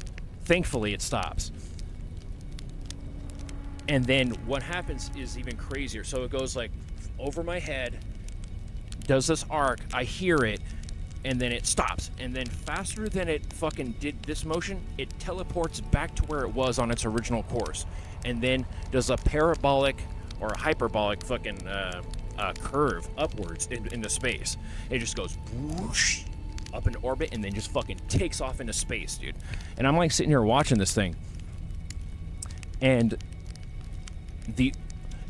what I think literally happened is this entity in this ship saw me down in the parking lot, and because it changed its path. Like I said, it was flying along, fucking hauling ass, and then it changed its path directly towards me to this cloud, hit the cloud, lit up, which was directly over me, by the way. This cloud was directly over me. Hit the cloud, fucking came out of the cloud. I saw it crystal clear. It goes over me just a little bit more, does that crazy arc, and I hear it in my head, and then it snaps back to where it was, correcting itself, and then goes off into space. And like I'm telling you, dude, that was only one of the experiences that I have. I have on camera a string of 7 orbs doing this, like a snake-like thing, in that same parking lot. Kenny's seen this video. But there are like 7 orbs, dude, doing a snake pattern, like a waving snake pattern, in Point Loma, like right above Rosecrans Street, and they're doing this thing. And then a turquoise one comes and hauls ass, and then takes it with them, and they all fade off into nothing.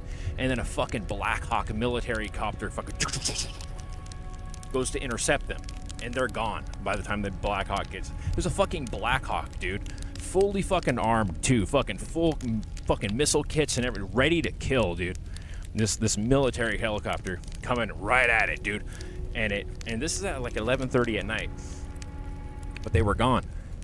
And then, like I said, on above the VA right here where I'm at right now, there was an enormous metal cube, a solid metal cube floating above my work for about 30 minutes, and I have 30 fucking minutes of this video in 4K 60 frames a second of a metal cube floating above my work. And then and it's so crystal clear that it's a cube, dude. I took a screenshot, and the screenshot is just a fucking cube. it's just a cube. And that also did a like a parabolic curve up into space. It just goes whoosh. I also have videos of me and my friend sitting there, and then 2 orbs come right above us and just hover, and then we're like, what the fuck are these orbs? And they're just 2 golden lights in the sky. And dude, I have I have dozens and dozens of sightings. I only recently started getting them on film, but some of the most intense ones were not on film, including that black sphere. I saw one make an abrupt J turn, like a hook J turn once, that really just fucked with my head. I thought it was a satellite, like a little Starlink satellite. I was like, oh, that's kind of cool. It's traveling on its path, and then it just goes whoop, and just immediately turns its course. And I was like, what the fuck? Dude, like the speed at which it turned its course. I have detailed files. But yeah, that little star satellite thing, I was in La Jolla, and it was 2018, and I was looking up, and it was just a little pinprick of light in the sky, and I'm like, oh, look, it's a little satellite. And I didn't think it was a UFO. I was like, oh, it's a little satellite. Look at that. Cool. And I was about to turn my gaze and look away until it did like a perfect like J, like a perfect hook turn. And it didn't lose any speed. It just went, and then just immediately turned in just 180 degrees, and perfectly parallel with its previous path. And then I fucking said out loud, I'm like, come on, what the fuck? I was like, what the fuck is that? I mean, there are so many, dude. So many. Yeah, it's crazy, dude. I mean, I don't know what the deal is with the aliens, though, man. Yeah, abrupt turns, dude. Abrupt turns is like the craziest thing, and I think it has to do. People think they're breaking physics, but I don't think they're breaking physics at all. And I actually think, like, there's a lot that we're just misunderstanding about our current physics.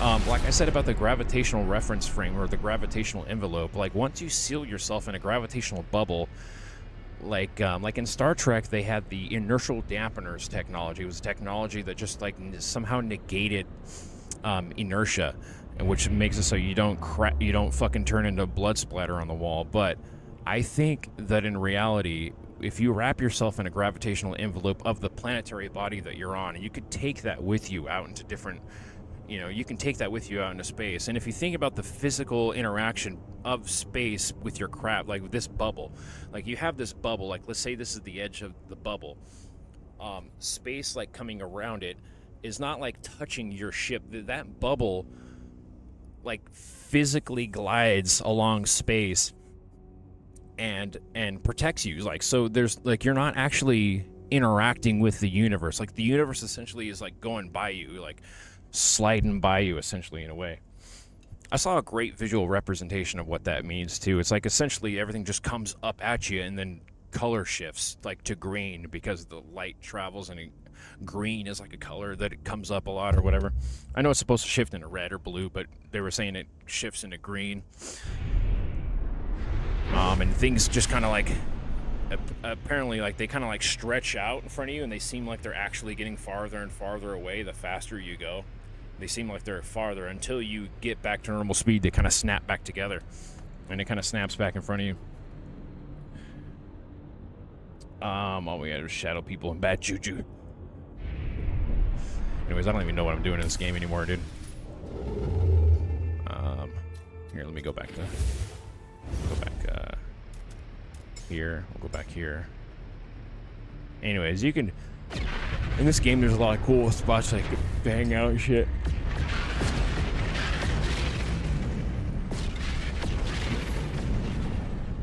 Yeah, exactly. That's what I believe is happening.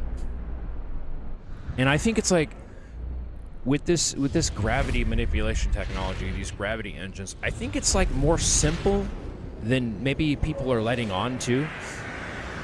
But the United States government, the United States government has outlawed and immediately makes classified any technology that is nearing or at or over 80% in energy efficiency. Like, people have speculated that we can make more energy efficient solar panels, but I mean, once they would get up to a point, they would become classified technology. And there's like this, a lot of people have been talking about that. I forget what the name of the act was, but there was an act signed in. It's like anything that even gets close. Like, there was this Chinese scientist, I forget her name. She was quite, oh, the silver orb. Yeah, there's silver orbs everywhere, dude. There's videos of those in Afghanistan and shit. Flying over Afghanistan military bases. I still think the jellyfish UFOs are the craziest ones, dude. They're like mechanical jellyfish type craft. Maybe probes have come, like literally like a spear with like dangly arms hanging underneath it. Something out of Star Wars, dude. But those are the craziest. But in terms of the energy, like those things like they're caught on infrared, changing their temperature by hundreds of degrees instantaneously. That is the most crazy thing about these infrared videos. If you ever watch these UFO videos, pay attention to the colors of the temperature and what they represent. Because you'll see in a lot of the cases, they'll just shift from like 200 degrees Fahrenheit to like negative 200 degrees Fahrenheit. Just instantly, the temperature changes. Like, it's a crazy amount of energy, like, I guess, throughput or manipulation. Like I was saying, like, so there's this Chinese scientist. Her case is very famous, too. She was specifically working on gravity engines. She was working on gravity manipulation engines, gravity technology. And then she ended up disappearing for many years. And she was, people thought she was killed. Turns out she was actually hired by the U.S. government to continue making gravity engines. And years after people thought that she was murdered, she ended up showing up and she did a talk and she did a talk about how she was developing gravity engines for the military, and then she disappeared again. And she's been disappeared again for like 10 more years. So she went for like 10 years, disappeared, came back, and was like, "Oh, hey guys, I'm still here. I'm doing fine." And then she's still making gravity manipulation engines.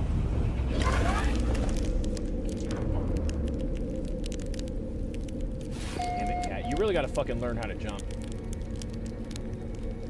Oh, dude, fucking pissing me off. Sometimes my cat really pisses me off. Weather warning. Incoming storm. Fuck, man. Yeah, I think the gravity manipulation engines, or gravity engines as they're just simply calling them. Some people call them 0 point. Fuck, man. This cat just really fucked everything up.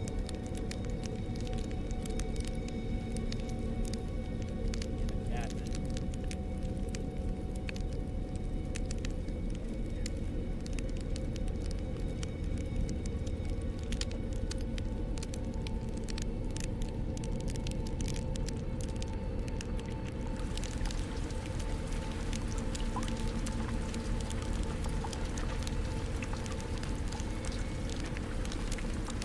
Holy shit, sorry, my cat was like really fucking shit up. Yeah, so the thing is for me, it's not even about believing anymore. I know for a fact that these things exist, and I've seen them with my own eyes, dude. And the amount of speed, that cube that I was telling you about, I have it on film moving from one spot to another in like a triangular formation. It goes, it just zips, dude. Like as fast as you can move your hand, this cube moved. And you know, every single one of these cases that I've seen, most of them actually involve high-speed maneuvers. Again, all of this makes sense if you fit it into gravity manipulation engines and the whole gravity envelope thing. Where the fuck am I? What's going on now? Jesus Christ. Dude, fuck. But anyways, I think that these like technologies are not actually maybe yeah, swamp gas, right, yeah, Venus. But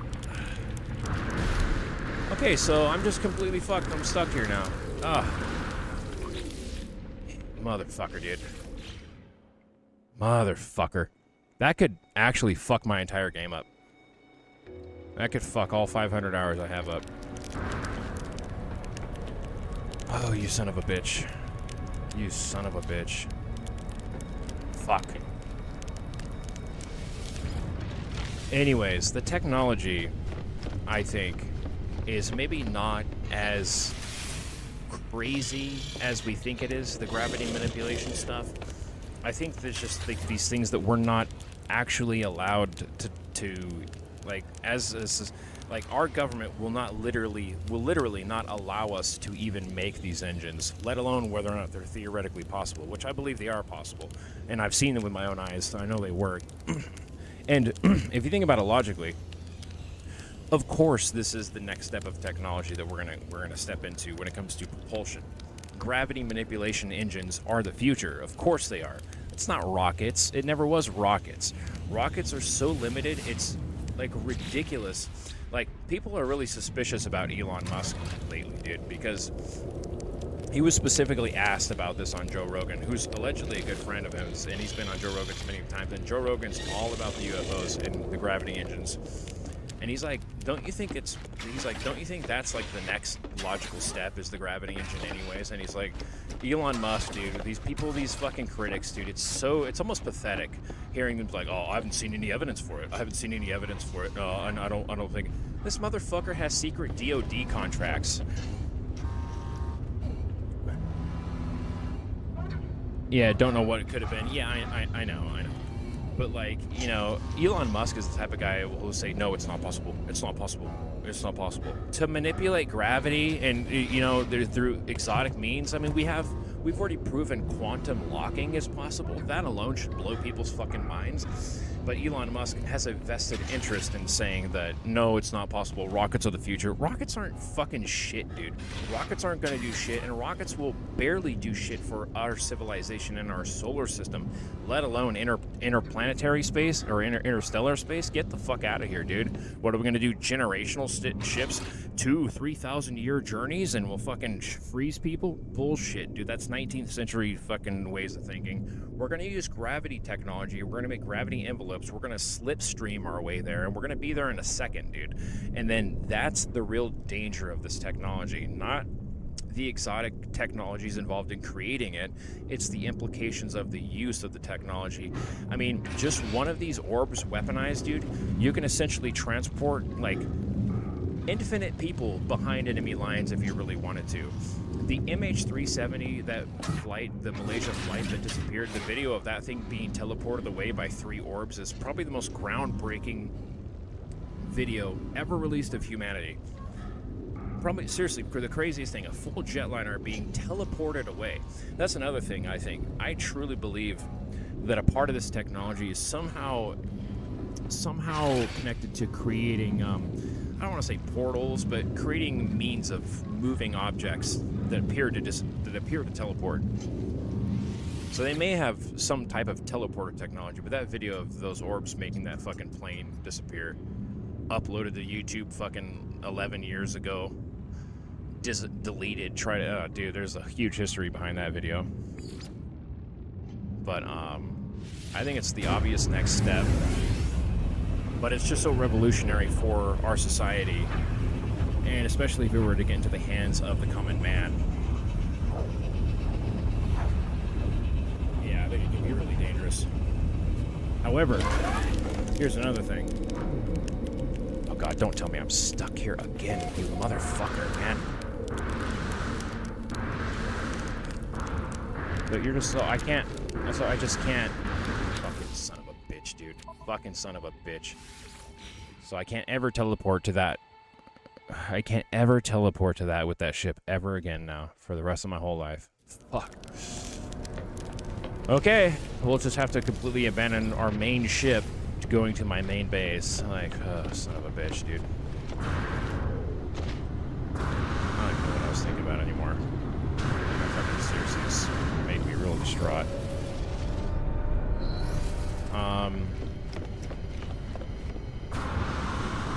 But here's another thing too, like, let's say that you're let's say you're some of the people who are in charge of this technology, right? And they've had this stuff since the 1940s, more than likely since the 1940s. I believe they've gotten these craft. What the fuck is that?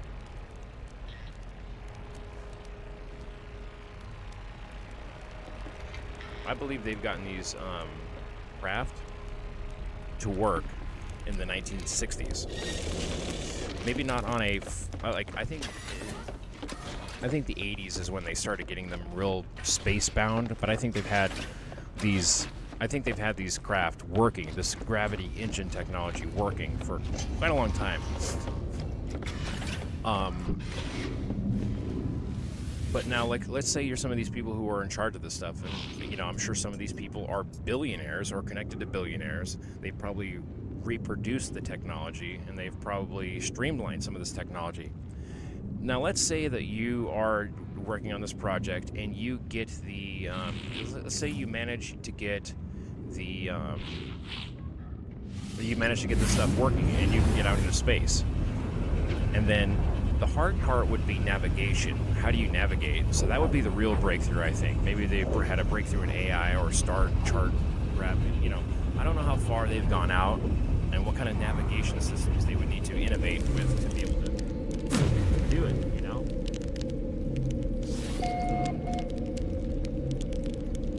There also may not be a need to avoid planetary objects with this type of technology, too. I don't know how it would be possible, but I've heard that this technology, you actually can move through solid objects, distorting the object around you, but the object itself not experiencing that. Like, I don't know exactly. Like, I've heard it can go through you and just warps your body around the object, but, like, from their perspective, but from your perspective, nothing happens. You know, it is probably like a caveman looking at a computer chip, but I still don't think it's that advanced. I know this sounds crazy because we're just so used to our Newtonian physical model. And by the way, I still think it's Newtonian. I still think these gravity manipulations engines, I still think it's Newtonian physics. I don't think they're actually breaking physics. I just think through technology, they're able to maximize their utilization of these physics.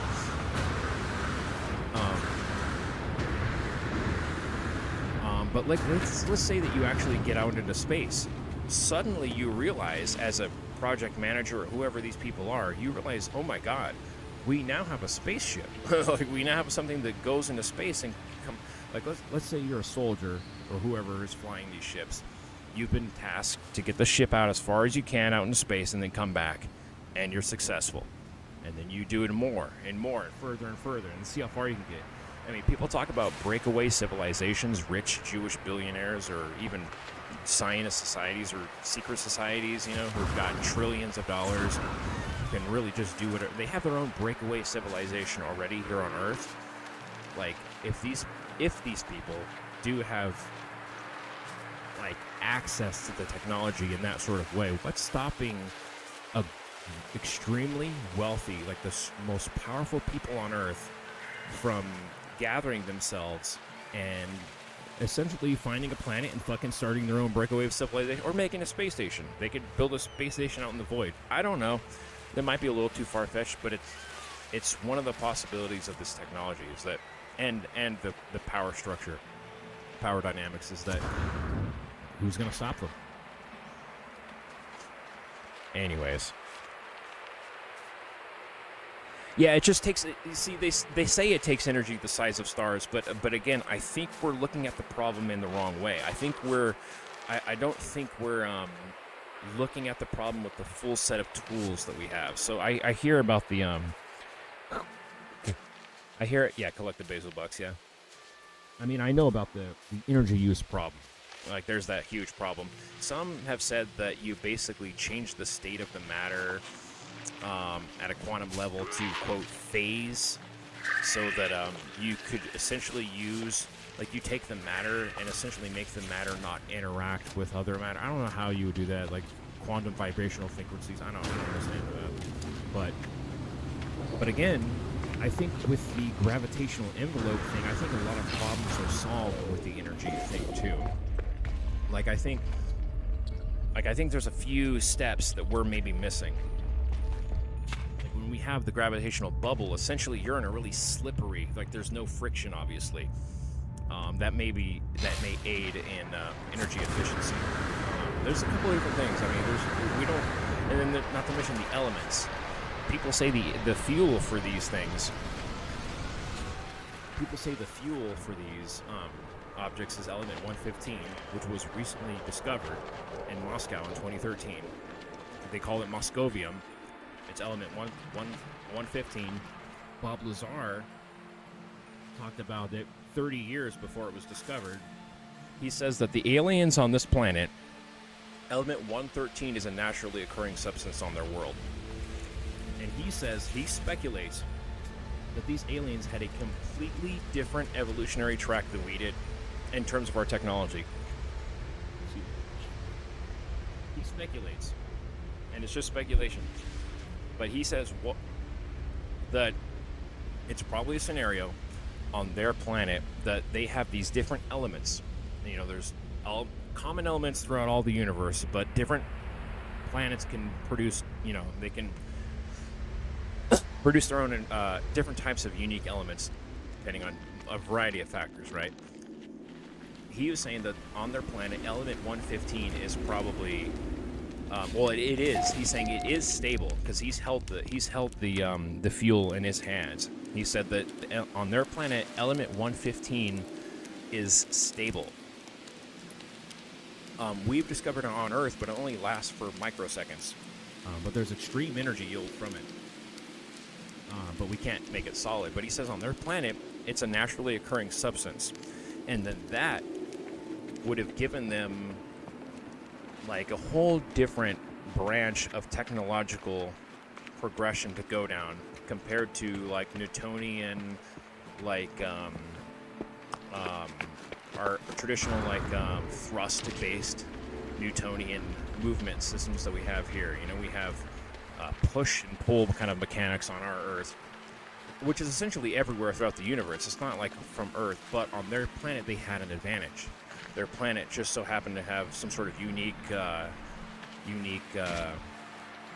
history, some unique geological history that enabled this element to materialize naturally.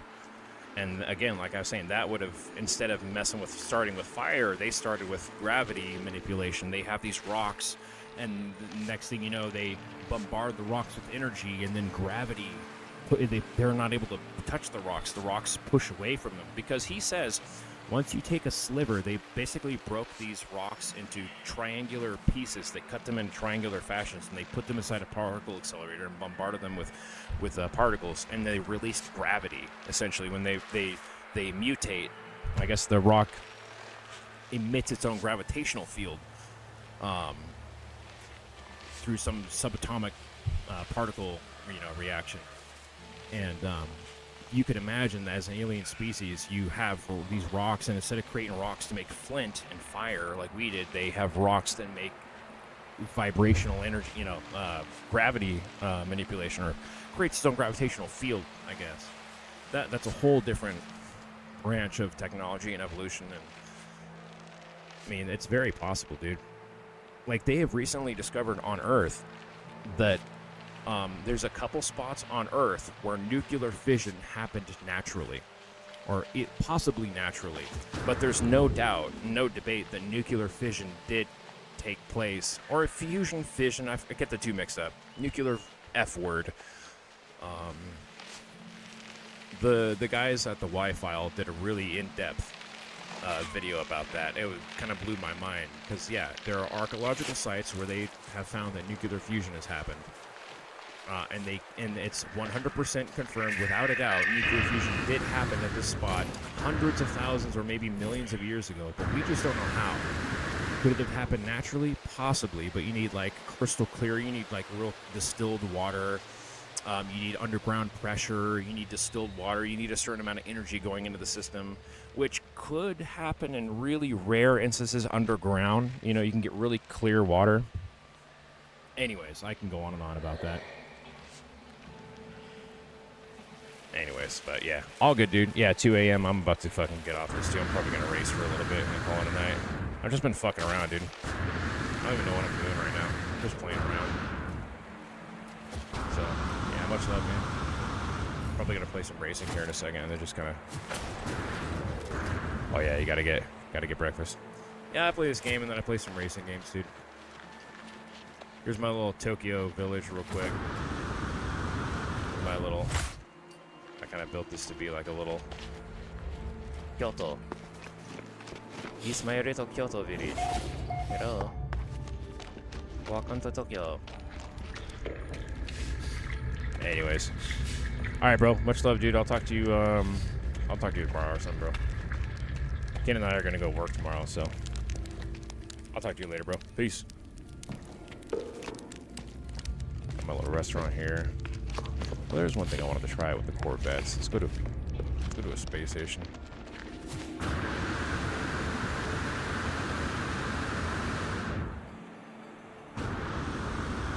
don't know what I'm doing here.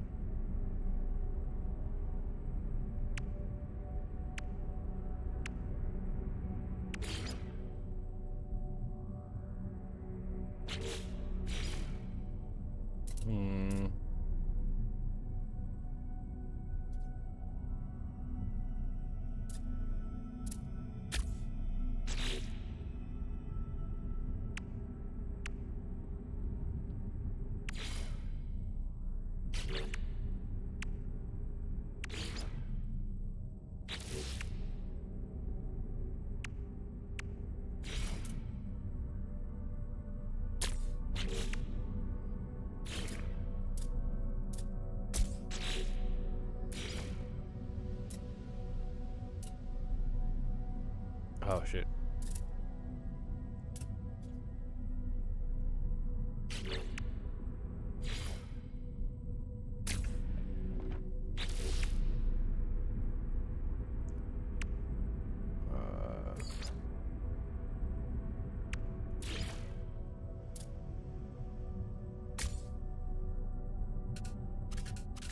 You really can't fucking change it at all? You can't rotate it at all? Are you crazy? Are you a psychopath?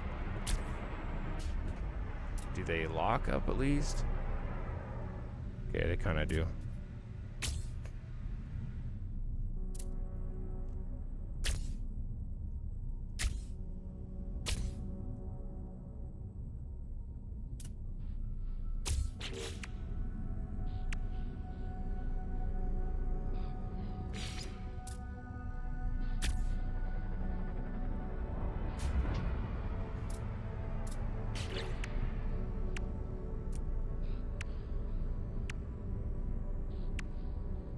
I don't know what I'm doing.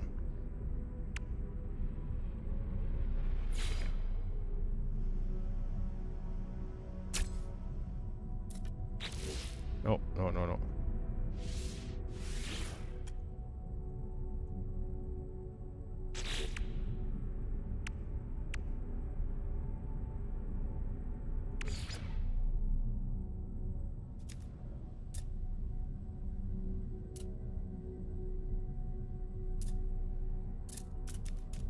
Eh.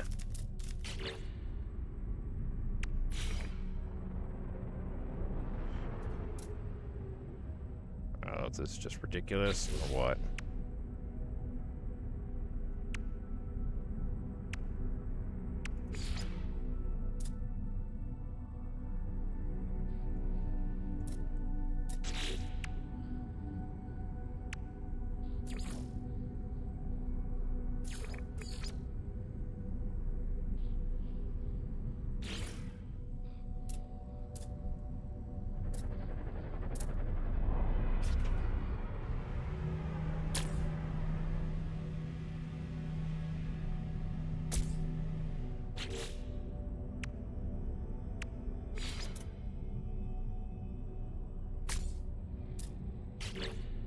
This looks like shit. What am I doing?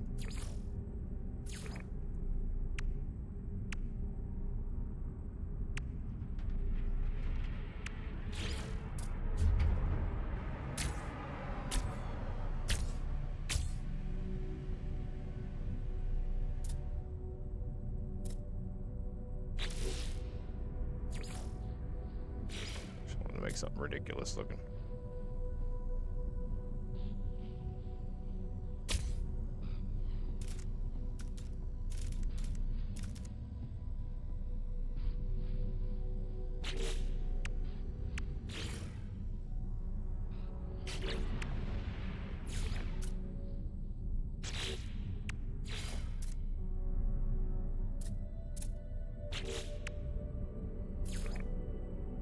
I don't know what I'm doing right now.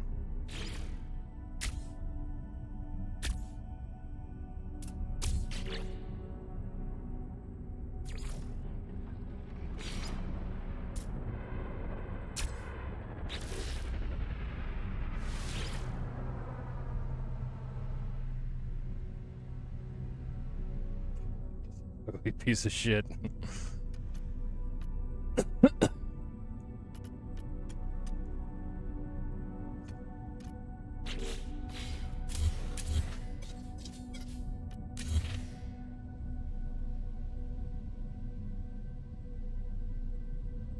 Oh wait, actually, hold on.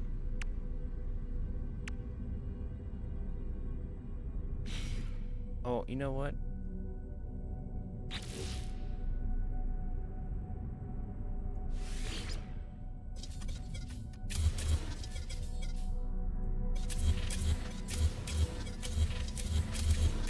I think I have an idea.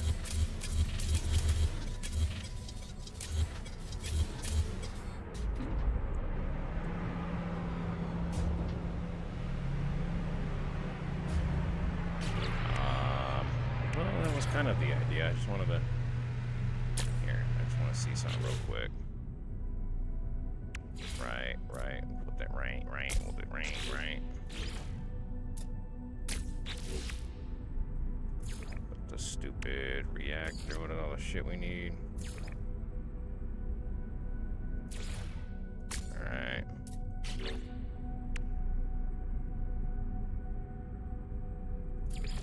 Then what we'll do is really... Oh, there you go.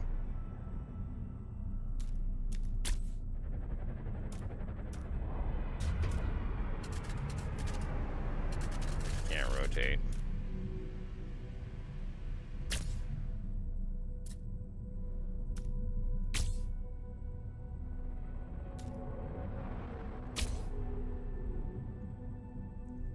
Looks retarded. Looks a little retarded.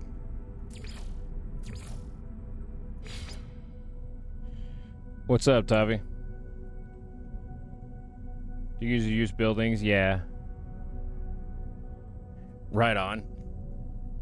Yeah, I am. I'm just messing around with. I have a couple big builds. I just was heard about a few new tricks that I might utilize.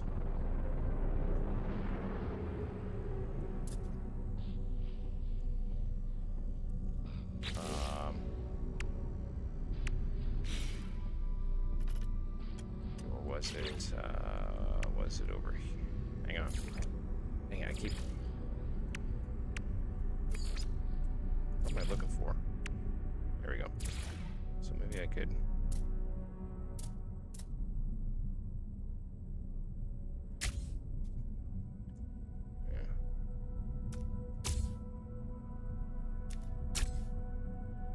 Yeah, we'll just leave it like that. I don't know, there's just one missing, but I just want to test something.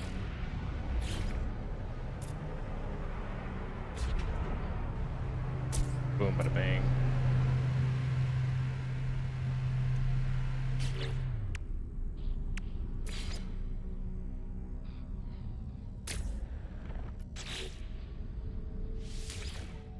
No weapon system.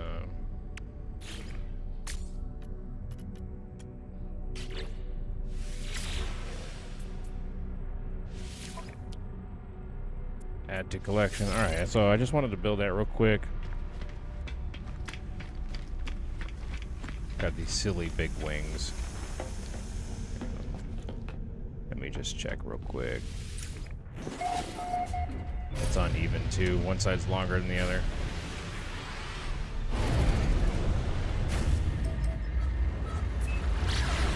That's crazy. It was a dingy ship. Cool, you can kind of see out there, bottom right there. Dingy. Yeah, this thing is a big old POS. But eventually I'm going to make the Enterprise. Eventually I want to make the Starship Enterprise or Voyager. I was thinking Voyager might be more appropriate. But... let me see something real quick. We'll go back.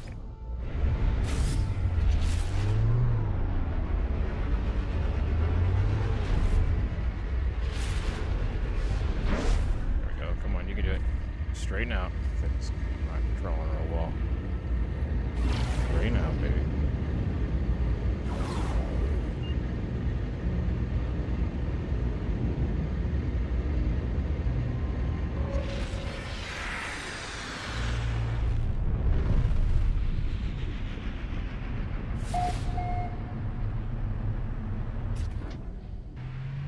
This thing looks retarded.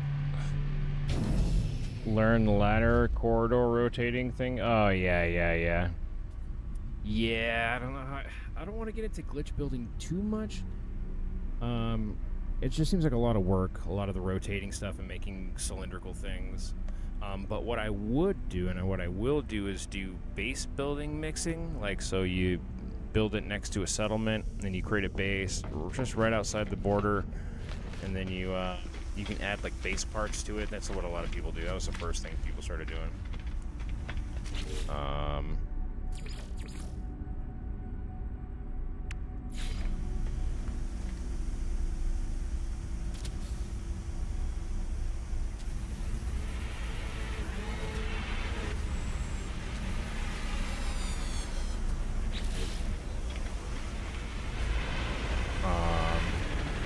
Yeah, it seems complicated, yeah. Another thing I learned today is that if you have a ship over here and you want to delete a bunch of critical parts that you need but want to still keep flying the ship, you go over to the next, you have one ship there and go over your next terminal.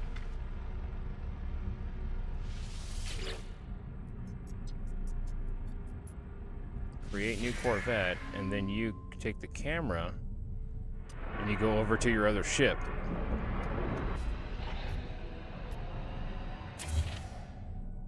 You can delete a bunch of shit.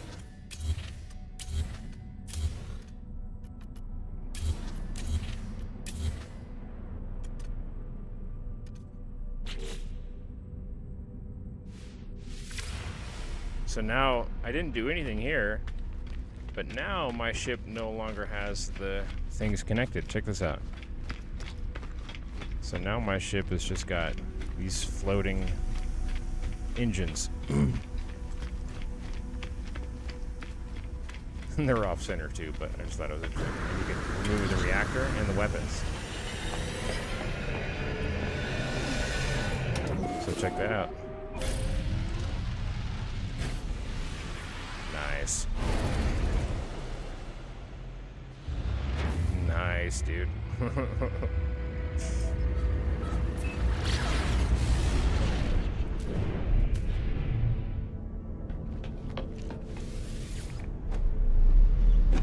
Nice. Yeah, some guy told me that. He's like, yeah, you could just go to the next terminal over and just kind of reach your camera around and then just start deleting shit, and then we'll be all good. And I can still fire too. It'll still shoot. Just got these floating. Somebody made a pod racer like that. They took these things here, and then they took this and they connected like wires into it and made a pod racer. So I thought that was pretty dope. Anyways, I have no need to keep this ship. I just wanted to try that out, see if that actually worked, and it did. I just got a hab. But you can use this to make all sorts of crazy things, I bet.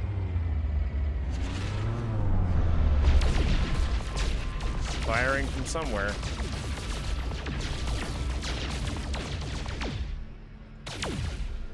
Kind of.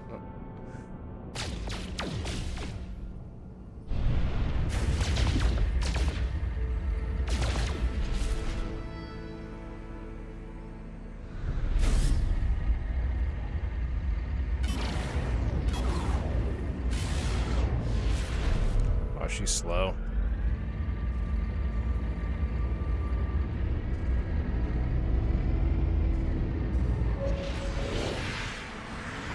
Nice.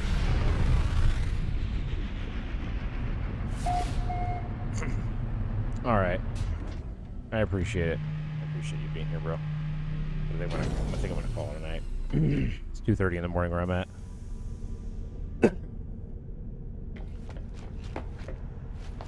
Yeah, this thing sucks.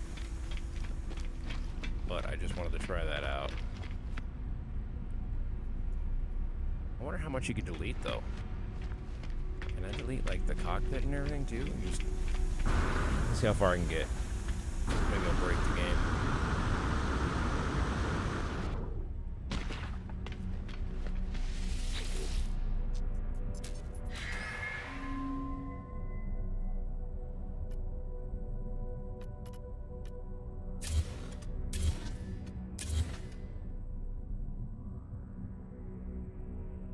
I'm afraid to delete the cockpit because I don't want it to fucking... Oh, well, that's gone too. That's gone too. Fuck it, just the cockpit. Just the cockpit, huh? There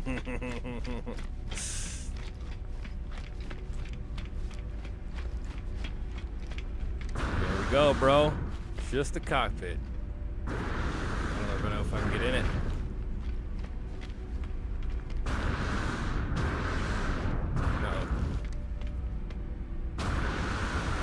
There we go. Yeah, baby. Check that out. Officially the smallest ship ever, dude. The smallest Corvette ever, dog. What do you gotta say about that? I just made the smallest one ever.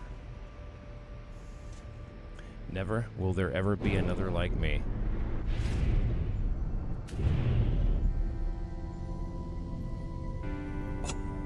It just opens up into the void. It's just a door. Oh, this is actually kind of dope, dude. It's just the cockpit. That's it. It's just the dude. I could put like wings on this thing. I'm just flying around just the cockpit, dude. That is dope. That is dope, dude. And it's got gravity that works nice. Star Citizen, eat your heart out, dude. If this was Star Citizen, I would have tumbled, fallen, and died. Dude, you just pop right out like it's nothing. Like it is no thing. Like 'tis no thing. I would delete the cockpit, but I'm afraid that might like fucking just crash the game or some shit, dude. I'm afraid to see what that would happen on this save, to be really honest with you, dude. It'll like keep the fucking, it'll keep it, but like, it'll like keep it in your ship inventory, but you'll never be able to delete it or some shit.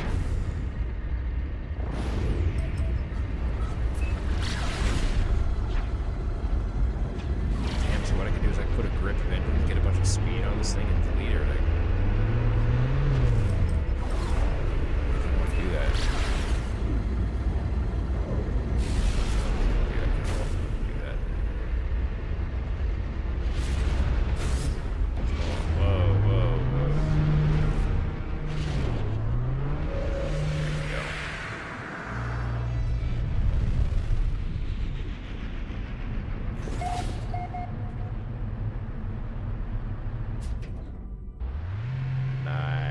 Brother. Nice.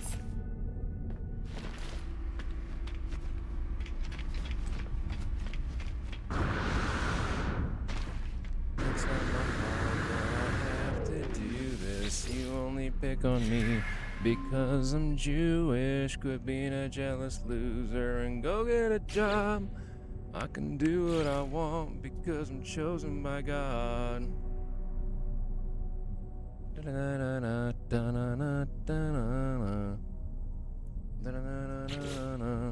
Because I'm Jewish, could be a jealous loser and go get a job. I can do what I want because I'm chosen by God. I'm just kidding. That's just a funny song. Okay, so I'll have to just redo that if I wanna. Yeah, if I wanna edit this. I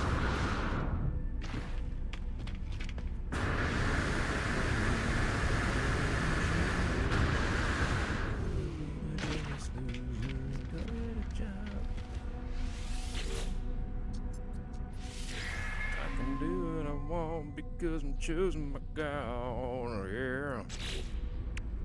I will just do everything we need just to have it shut up. Because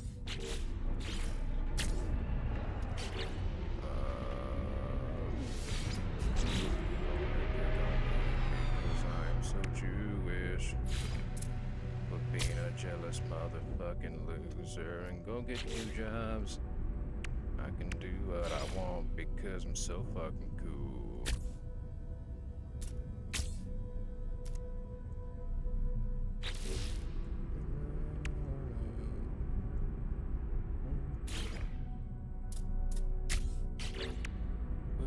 Jealous loser and go get a job.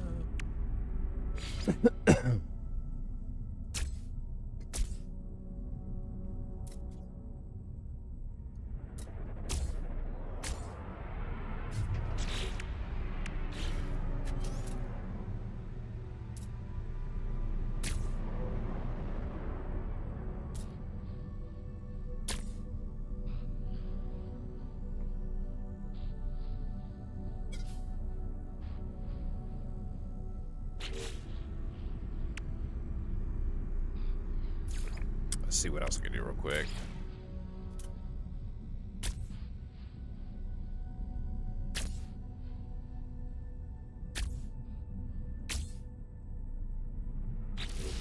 Quit being a jealous loser and go get a job.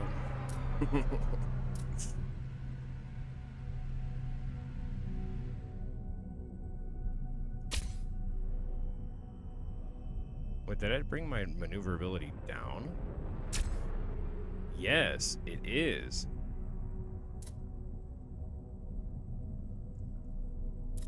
Okay, hold on. I think I need a thruster is what I need. I think I need the thrusters.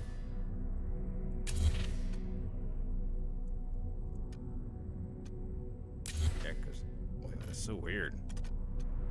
Hold on.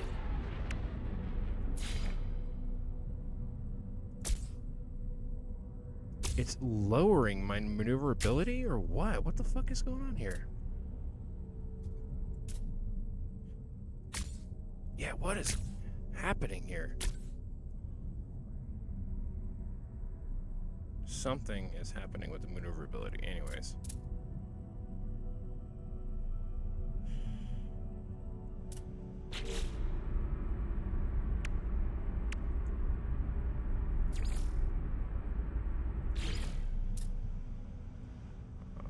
Can't really attach anything to the cockpit.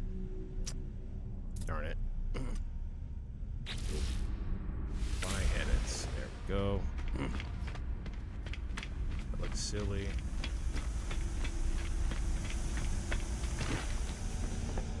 I really want that. It looks silly, it does.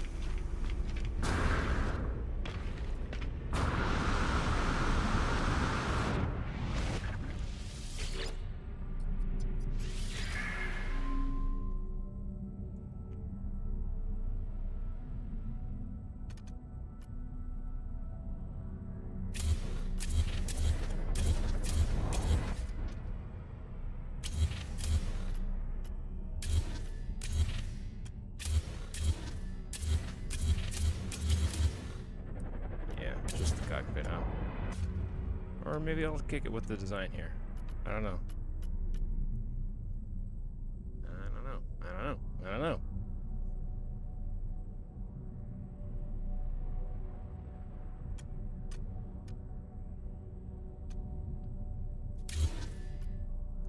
We can keep the landing pad but no hab.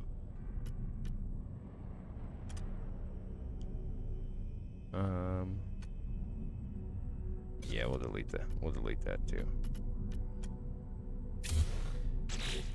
Alright, I guess we're back to just the cockpit. I just wanted to see if I can add more maneuverability or something, but it's still kind of fucked.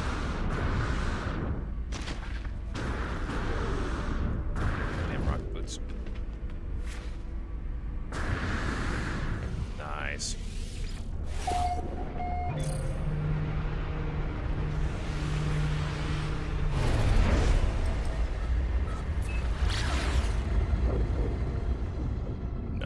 Dude, this is kind of crazy. Just floating around in a cockpit. Don't even need any engines or anything. Just a cockpit. Just flying a cockpit, guys. Don't worry about me. Just flying a cockpit.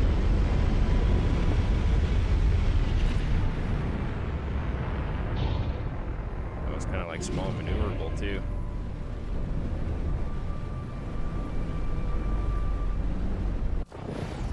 But it still kind of wants to stay above the ground like it's a big ship.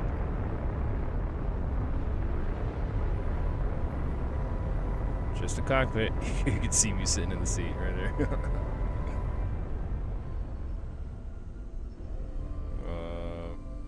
Oh, and I could teleport? Okay, so then...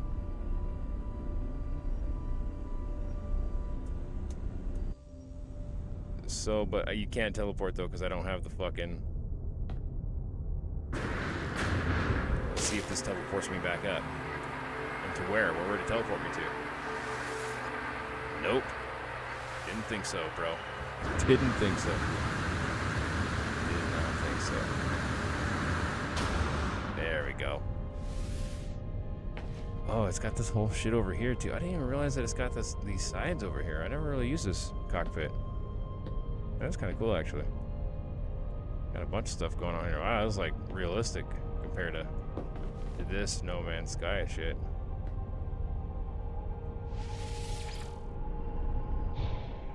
Nice, dude.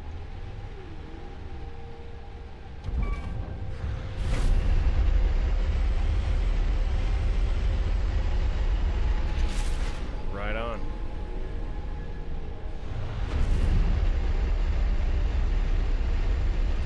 Well, I'm glad that I have myself a cockpit to fly around. That's kind of neat.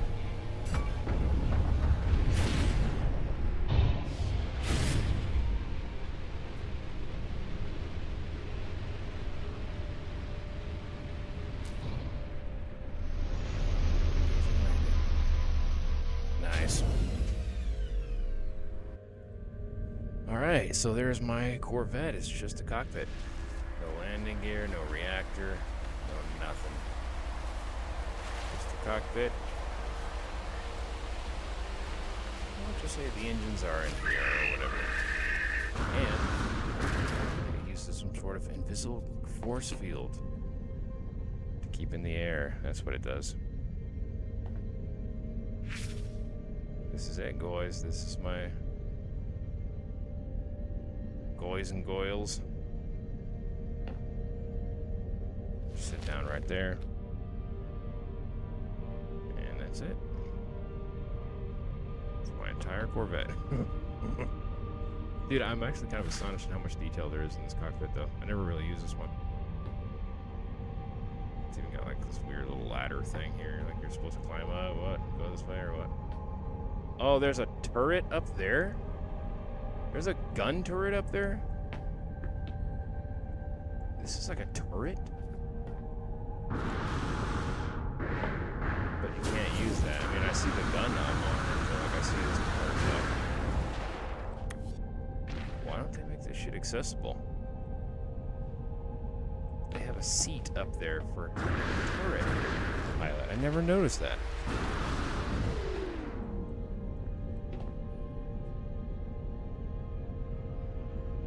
The hell? I want to use that seat, dude. Wow. Coolio, guys.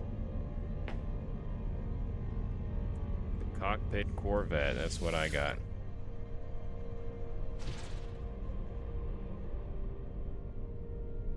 Alright, guys, I gotta go to bed.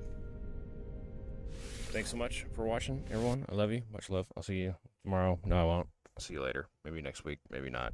I don't know. But, thanks for watching. Much love. Gotta go. Motherfucking shit. All that. Peace.